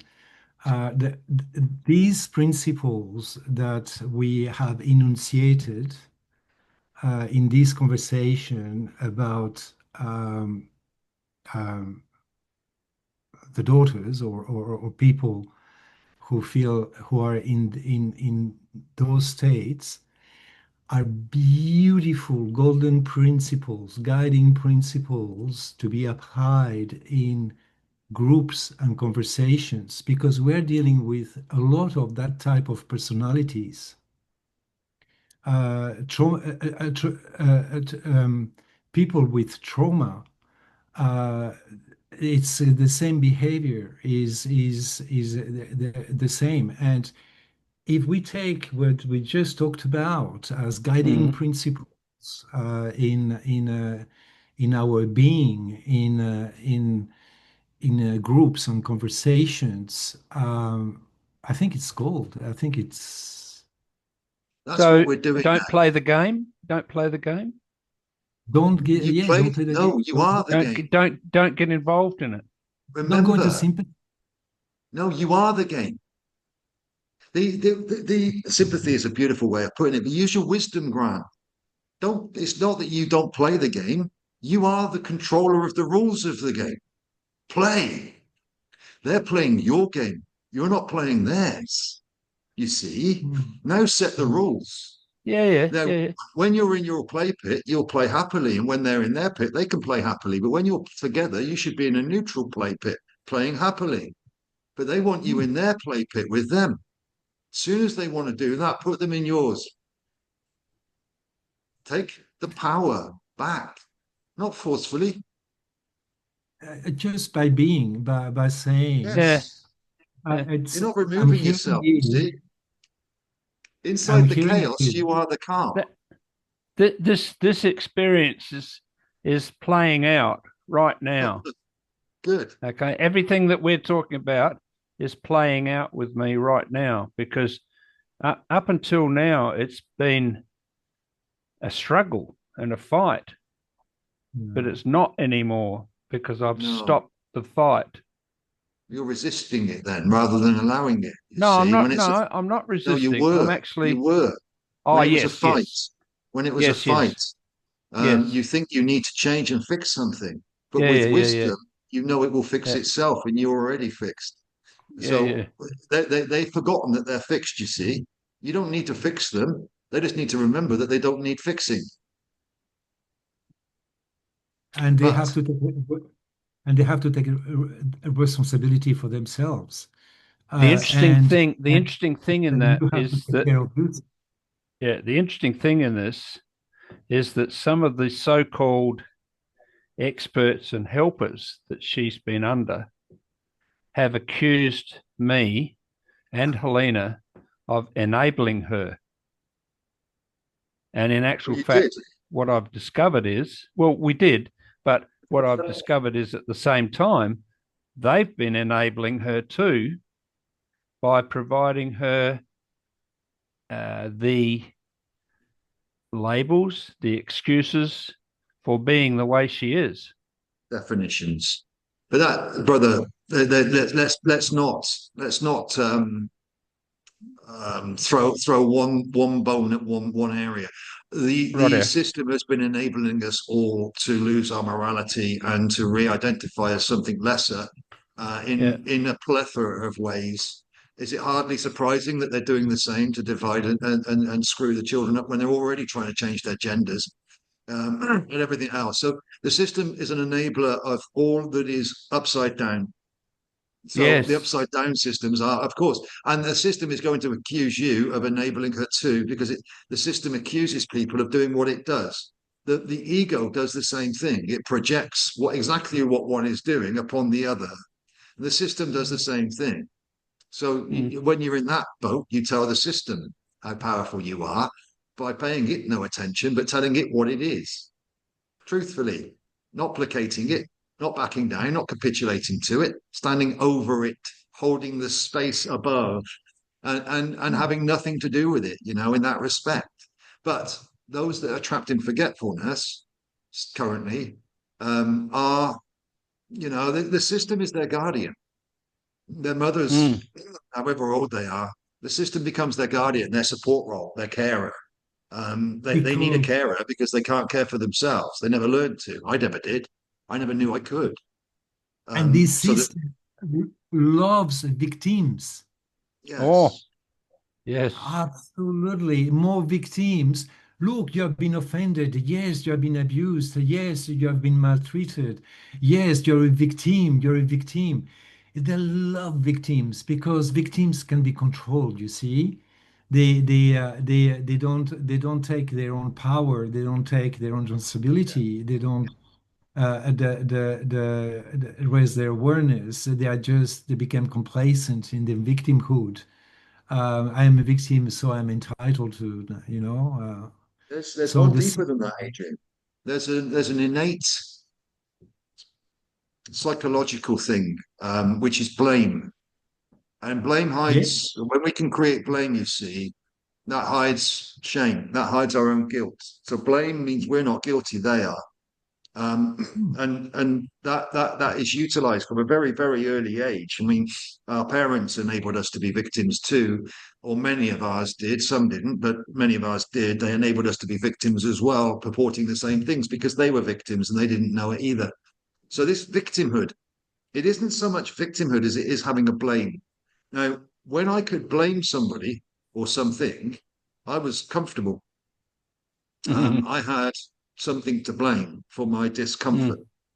mm, Now, that's what the system knows and uses emotionally against the human condition.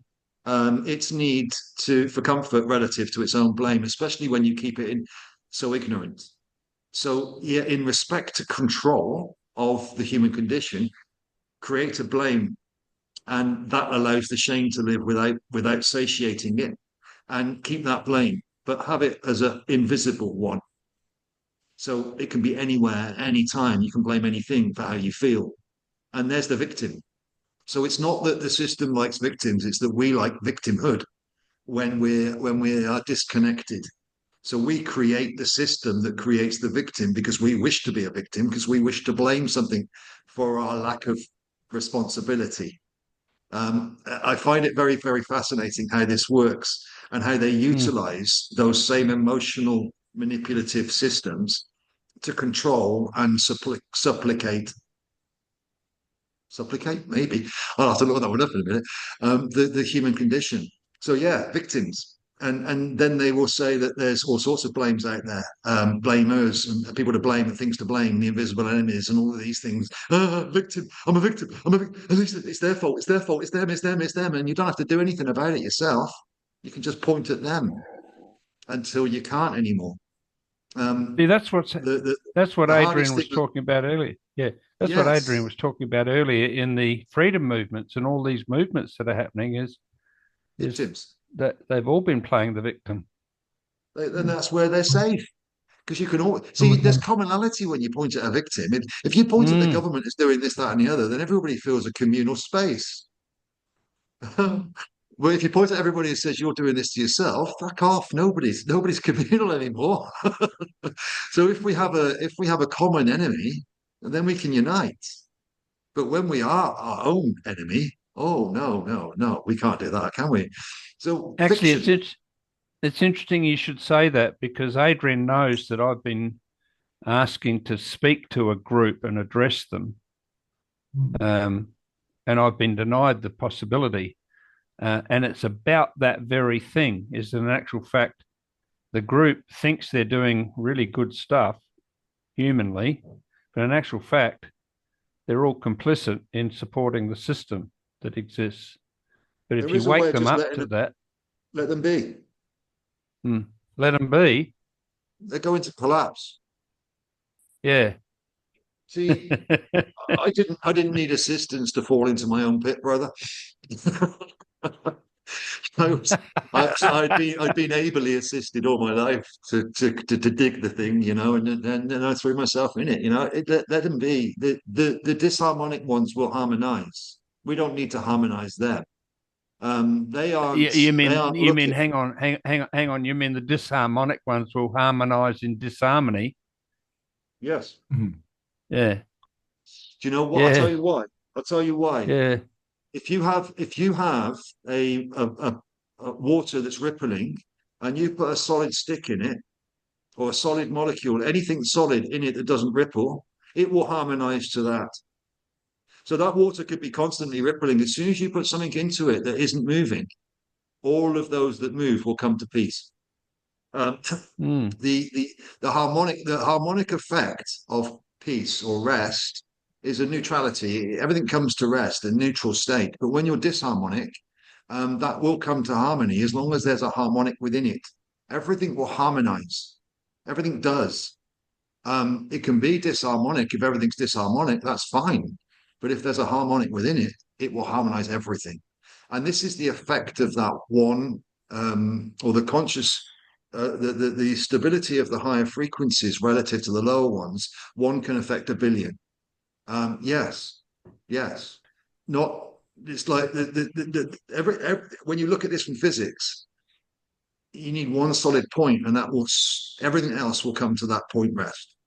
If there isn't that within it, then it can all stay all over the place and wiggly and jiggly until it does. And with all of us doing this stuff, we're creating the solid. Well, we are the solidity, not creating it. We are the solidity, except we're sparse and varied in our locations. mm, But that leads to a coming to peace with all of the stuff that isn't. So this is that inevitability of a frequency rise. As soon as see, I believe that love is a code, a frequency coding within the abstract values, within the energetic. Love is self-harmonizing, to a degree. Love is self-recoding. Love. This is the different difficulty with the word love. I could use the word consciousness. I could use the word solidity, harmony. Harmony is self-harmonizing. You could use so many different words, but it's a decorrupting system. That spark within once, and it's not gone out, so it doesn't need to be reignited. What it needs to do is just remember itself, and then it will harmonize everything else. It's like a virus, a viral finder. It'll go through the system and remove corruption. But that's a self-regulating job. So as an individual, the light came back and it recoded the system, or it's recoding the system to a frequency that it was destabilized before. And that's a self-regulating code. It's love, it's divinity, whatever you wish to call it. And everyone that has that source code is self-regulating. It cannot not do it. Now, we may have come here as a point of principle to prove that it worked or whatever, but it doesn't matter. We are here to do this, and that's what we are doing. Now, we could not do it. It's not something that we could refuse or reject. We had to. Um, when you look at it, you didn't have a choice. You just thought you had a choice. And we think we have a choice now, but when you reflect back on it, the only choice you had was the one you made, and therefore you only had one choice, etc. This self-re-encoding light is what is, or light or frequency or whatever, is what's perpetuating pervasively through the condition. And mm, this is the inevitability of it all. So harmony comes from disharmony relatively, as long as there's a harmonic within it. And that light could be seen as that harmonic or that divine spark of creation. That's the harmonizer. And that's what every soul aspect has here within them. It's innate. So, but this is not putting it into everything's one, but it's leaving the identities of everybody open and unlimited, but saying they have a self-correcting code within them, which we call love, or some call love, which could be called light, frequency, consciousness, divinity, source energy, God, whatever you wish. But it decorrupts the corrupted. It brings, yeah, that's a good way of putting it. It self-perpetuates without corruption. It's negentropic, it's amplicative, it builds, it creates, but it doesn't destroy. without creation. It destroys to create, not to just destroy. It's not destructive, it's constructive. So the destructive waves that we have been used to are being neutralized and reformed into constructive waves through that self-regulating power, not force, power, a code, again, philosophical, and using words to paint pictures that aren't defining it. But experientially, and what I'm seeing, this is a singular code which is running through the collective via Gaia. And each individual is experiencing their own decorruption, reconnection, remembering in their own way within that integration period. So we're integrating the higher frequencies at different speeds relatively, but nevertheless, inevitably coming to that frequential harmony as more and more and more raise their frequencies, which is what we were talking about earlier. The critical mass causes the change, but the critical mass is abstract. We're doing this molecularly, atomically within. The energies within are what's changing the whole frequency of our being, and everybody's undergoing it with a soul. What can we do to assist that? Well, I believe talking about it openly, honestly, vulnerably, and with truth, true reflection, not fake beliefs, but actual reflective pictures and painted personal journeys that we can deliver and discuss things that are far, far superior, much more powerful than the human condition can conceive. And the answer is always in the inconceivable. So why the hell do we think we can conceive of the answer? And yet that's what the ego says. I know. And the higher ego says, do you? Are you sure? and we play that game of resistance in between. We try to prove to ourselves that we do know and find out we don't. And eventually we capitulate to the higher ego, which is about the only place you can capitulate, and become more true to what it is that we actually are. And in that process, we can share the gifts of sight, brothers. The gift of sight is wisdom, is it not? Or at least the product of the gift of sight is wisdom, or whatever you want to call it. But wisdom gives sight. Wisdom gives perspective to the unseen. Wisdom allows for the inconceivable to be true. A lack of believes it's already conceived. So these things are very, very abstract and nuanced, but they are not defined. And that's the beauty of this. I'm not using definition. I'm using allegory to paint the picture of what we all know to be true. And weirdly, those allegories, they resonate, don't they? Because we can recognize them as true. And that self-recognition means that we know that there's no manipulation in there because no, that's true. And I find that beautiful. And I think that's what we're talking about delivering, brother. It's not something that's tangible. It's something that's intangible. And that's the power of the abstract value. The intangible changes everything. The tangible changes nothing. But the paradoxes inside all this are, I think they're superb. The exquisite nature to how this creation works and all of the things it can throw at you, I think, is absolutely incredible. And the more and more and more we uncover or is uncovered, the more fascinating it becomes. Whereas the old, the more you look into it, the more rotten it becomes. Where do you want to be? But we can give that gift of sight by sharing our truth, which is wisdom, and without any need to change anybody or anything, knowing it's already happening, and just breadcrumbs. Yeah, breadcrumbs. To us, what we're speaking about is absolute. To others, it will be unbelievable or disbelievable or completely incoherent. Wonderful, interesting. Wonderful. Yeah. It's that allowance of it all to be, but it's not different. You see, when you can see it all as the same, but allow it to be whatever it wants to be, what do you need to do?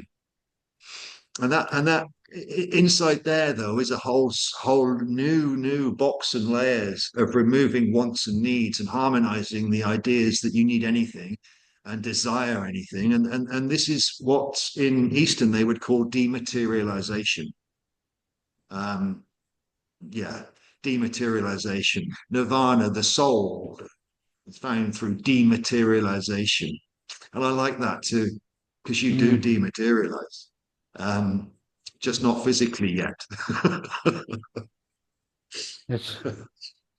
That's that's quite a challenge you've given me. Good. Um, Contemplate it.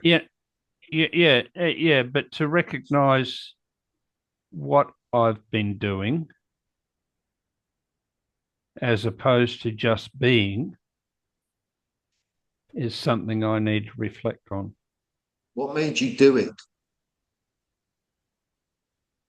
There's no answer, brother. This is rhetoric. No, no, You know, no, no, no, no. That's when just you making find me out think. when you find out what made you do it, you'll see that you did it through fear. Now, I'm not going to say that fear was bad. I'm just going to say it's a lack of remembering that you didn't. It's you could call it, if we're looking at binary, you've got grace and you've got disgrace, and I could call it disgraceful, but only in reflection. And that's the beauty of this. In the moment, it was graceful, but in reflection, it's disgraceful because you didn't have to do it, but you couldn't do that at the time until you reflect on it, and now you maybe won't do it next time. And that's the change. That's the honesty you can look at. Right. No, I did this. Why? Oh, I did it like that. Oh, I didn't need to do that, did I? No, you didn't. What are you going to do next time? Well, we'll see when it happens next time. So what I did was perfect, and what I'm going to do next is perfect. And then we can Well, I can reflect on it. grow. Yeah, yeah. So that's the openness. I can grow with that, or I can stick to a dogma or a belief and not grow at all. See, that's where many get stagnated into these plateaus of believing that it's the right thing to do because they haven't tried anything different. Now, if you don't allow for philosophy, then you don't need to try anything different.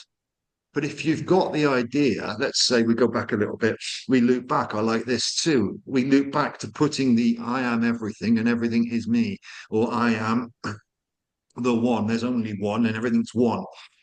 Then we can use that philosophy to check our action.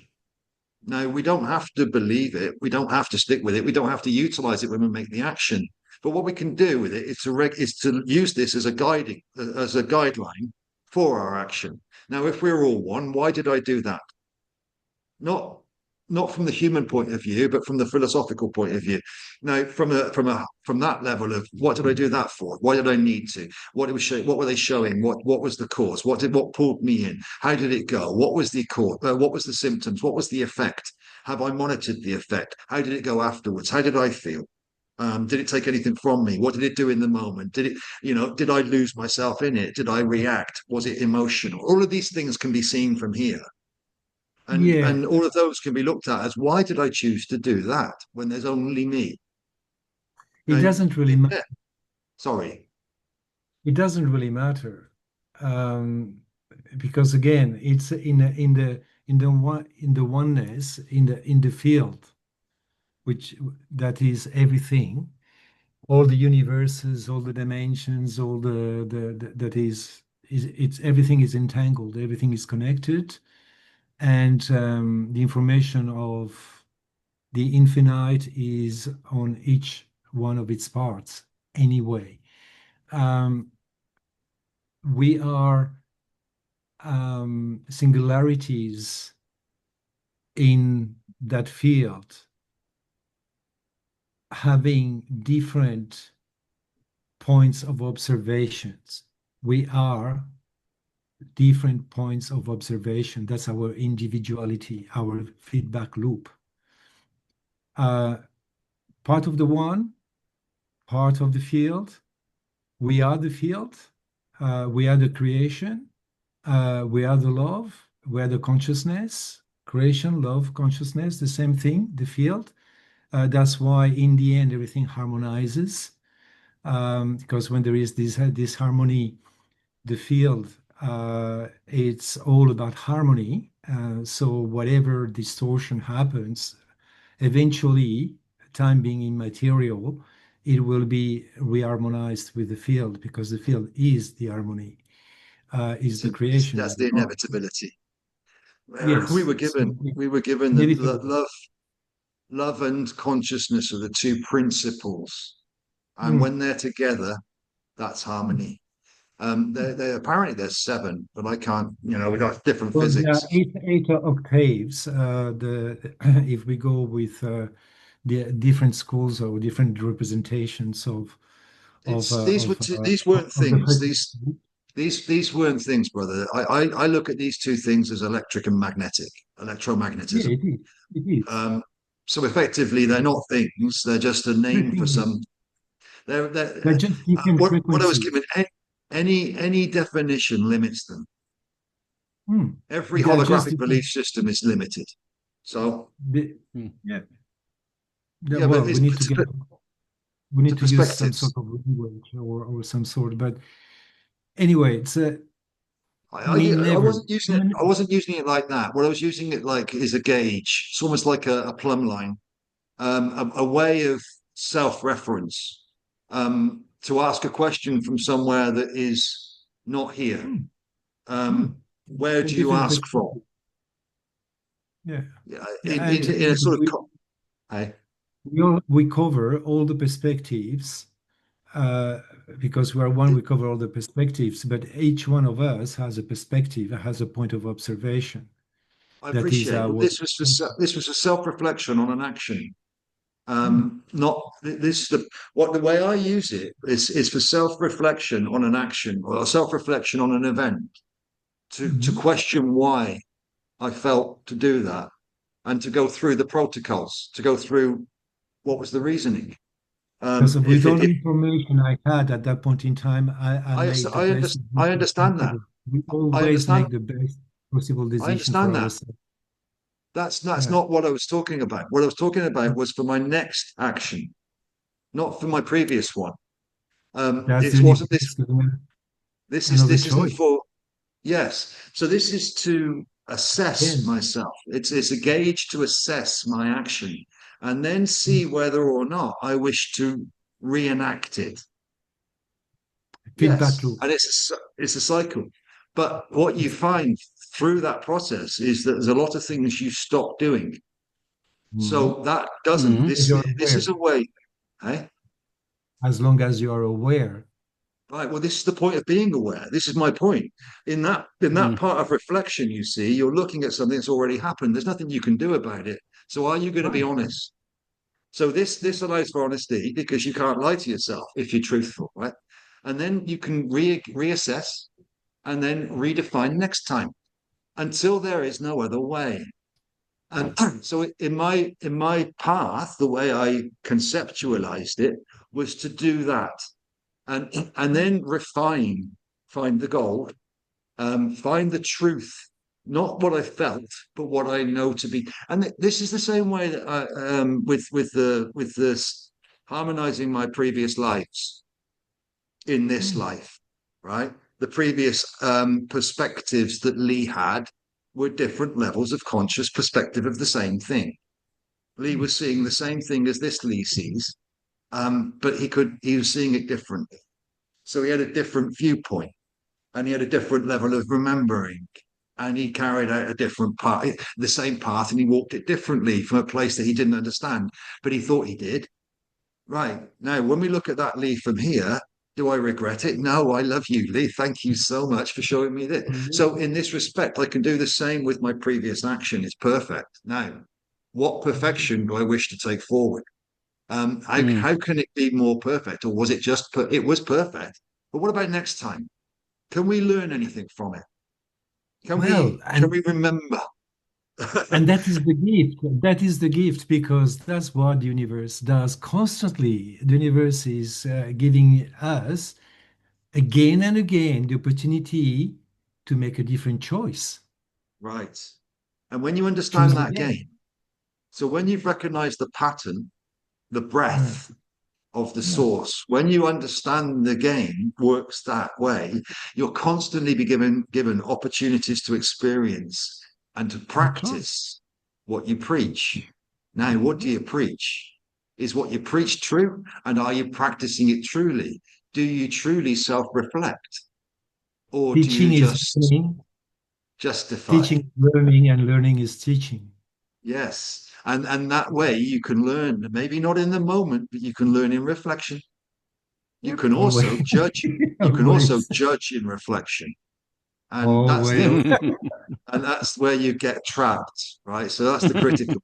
But judgment is always, blame. Blame always comes in reflection. You never blame somebody before you feel it.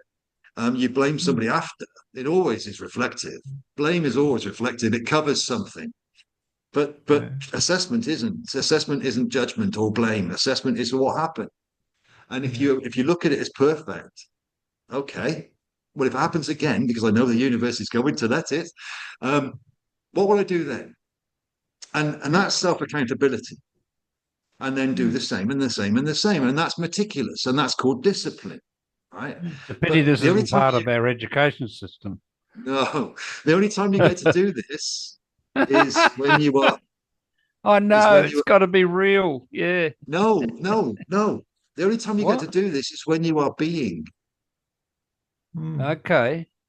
Now, people get the ego needs you constantly doing. The system needs you constantly doing. You've got Yeah. to choose to be, to find the space to ask yourself reflectively, truthfully. Otherwise, it's indiscipline. You ain't going to Mm. find it.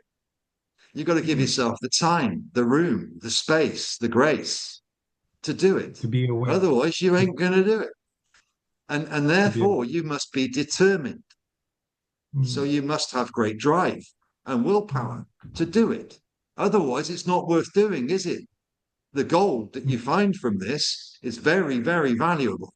Now, the problem is, how valuable do you think you are before you look?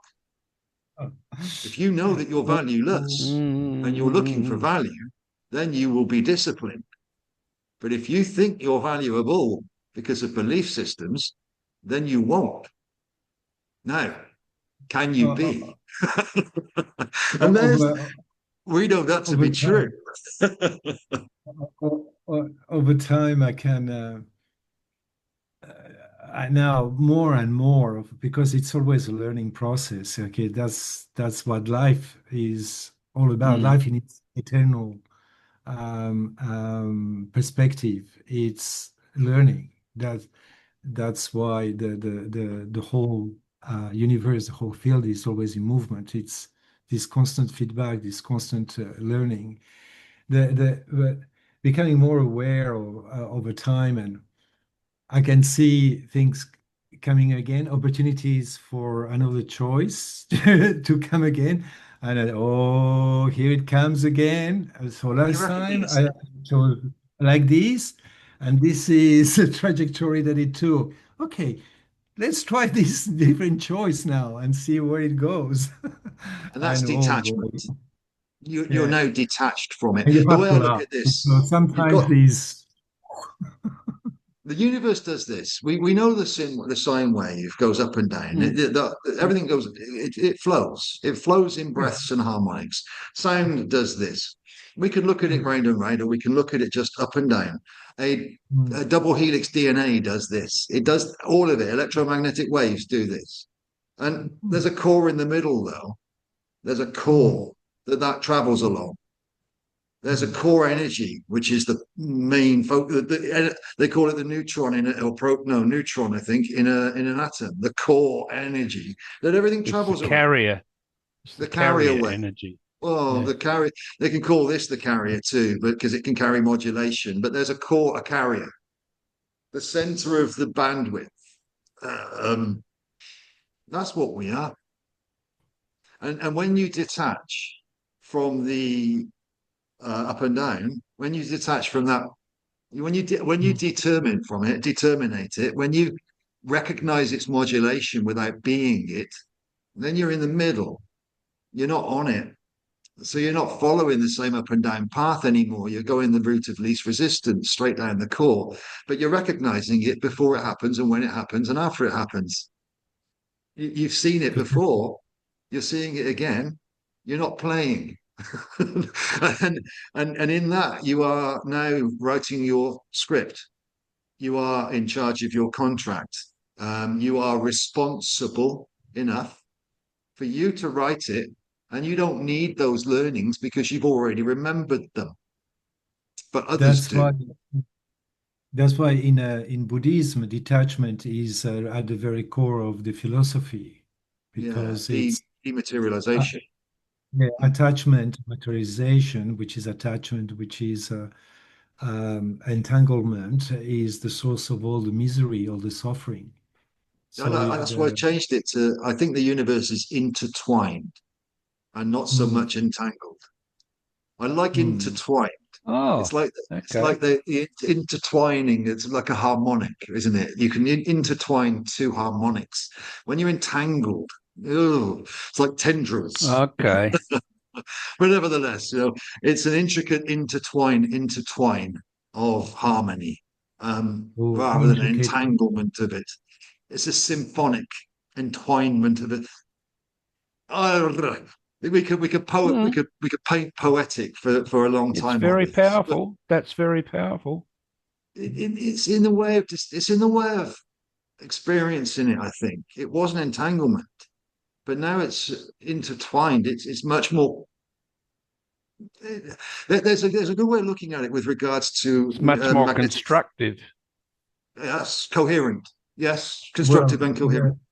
Inside a did it magnetic wrong. field, when you've Mm, got a very weak neutron, when there's a very powerful field, the energy that it's carrying is very weak. It's a very small energy signature. It's dissipating its field. It's all outside. The more powerful, the less area. So this is why you find that gamma rays, X rays, beta rays, that the very powerful rays, energy packets that come off certain radiation, the very powerful radiations, are mm, tiny. They hold up no spatial footprint, very small spatial footprint, but they are very, very powerful, mm. They're hugely very dense. powerful, and they will tear through everything. But the Mm, heavier, the bigger the space, the less power they contain. So in all of this, it's what would be called concentrate. We are dilute when we're in the peripheries. We are diluted. We have a lack of integrity. We are leaking. We are a vessel with holes in it all over the place, lost in dilution. And it's us that need to concentrate. Now, we are concentrate. We are the core, but we're lost in the dilution. How do we de-dilute? Well, we must concentrate. That doesn't mean up here. What it means is focus it back in here, and therefore we return our power. We're lost in force currently over here somewhere, lost at sea, leaking holes everywhere and flailing around. But when you come back here, that's where the gold is. But that's the same thing that we're talking about with all of this, and that's that core value, right? Now, those core values have been inverted and upside down by other things, but that's what we're giving the gift of sight of, gentlemen. We're talking to that gold that everybody has within them, that they so wish that they could get out there, but they're not going to find, but they can't let go of out there because that's where they live, and that's Mm. where we lived. But the closer you get to here, the more valuable you are, the more powerful you are, the less forceful you need to be, the more graceful you are. And graceful, I call this humility, equality, love, whatever you wish. I'm going to leave you two talking for a minute. No, I've got to I'll be go. back in a. We've been Oh, on for okay. two. We've got to stop right now. If we're going to record these Yeah, and we put them do, out, so don't we? Yeah. Wow. That. I mean, Look at the time. Wow. I could try and make them into half-hour shows, ah, but wow. It's been great. I love these. Thank you so much. I love these conversations. We could go on for hours waxing lyrical, and let's fingers crossed we do.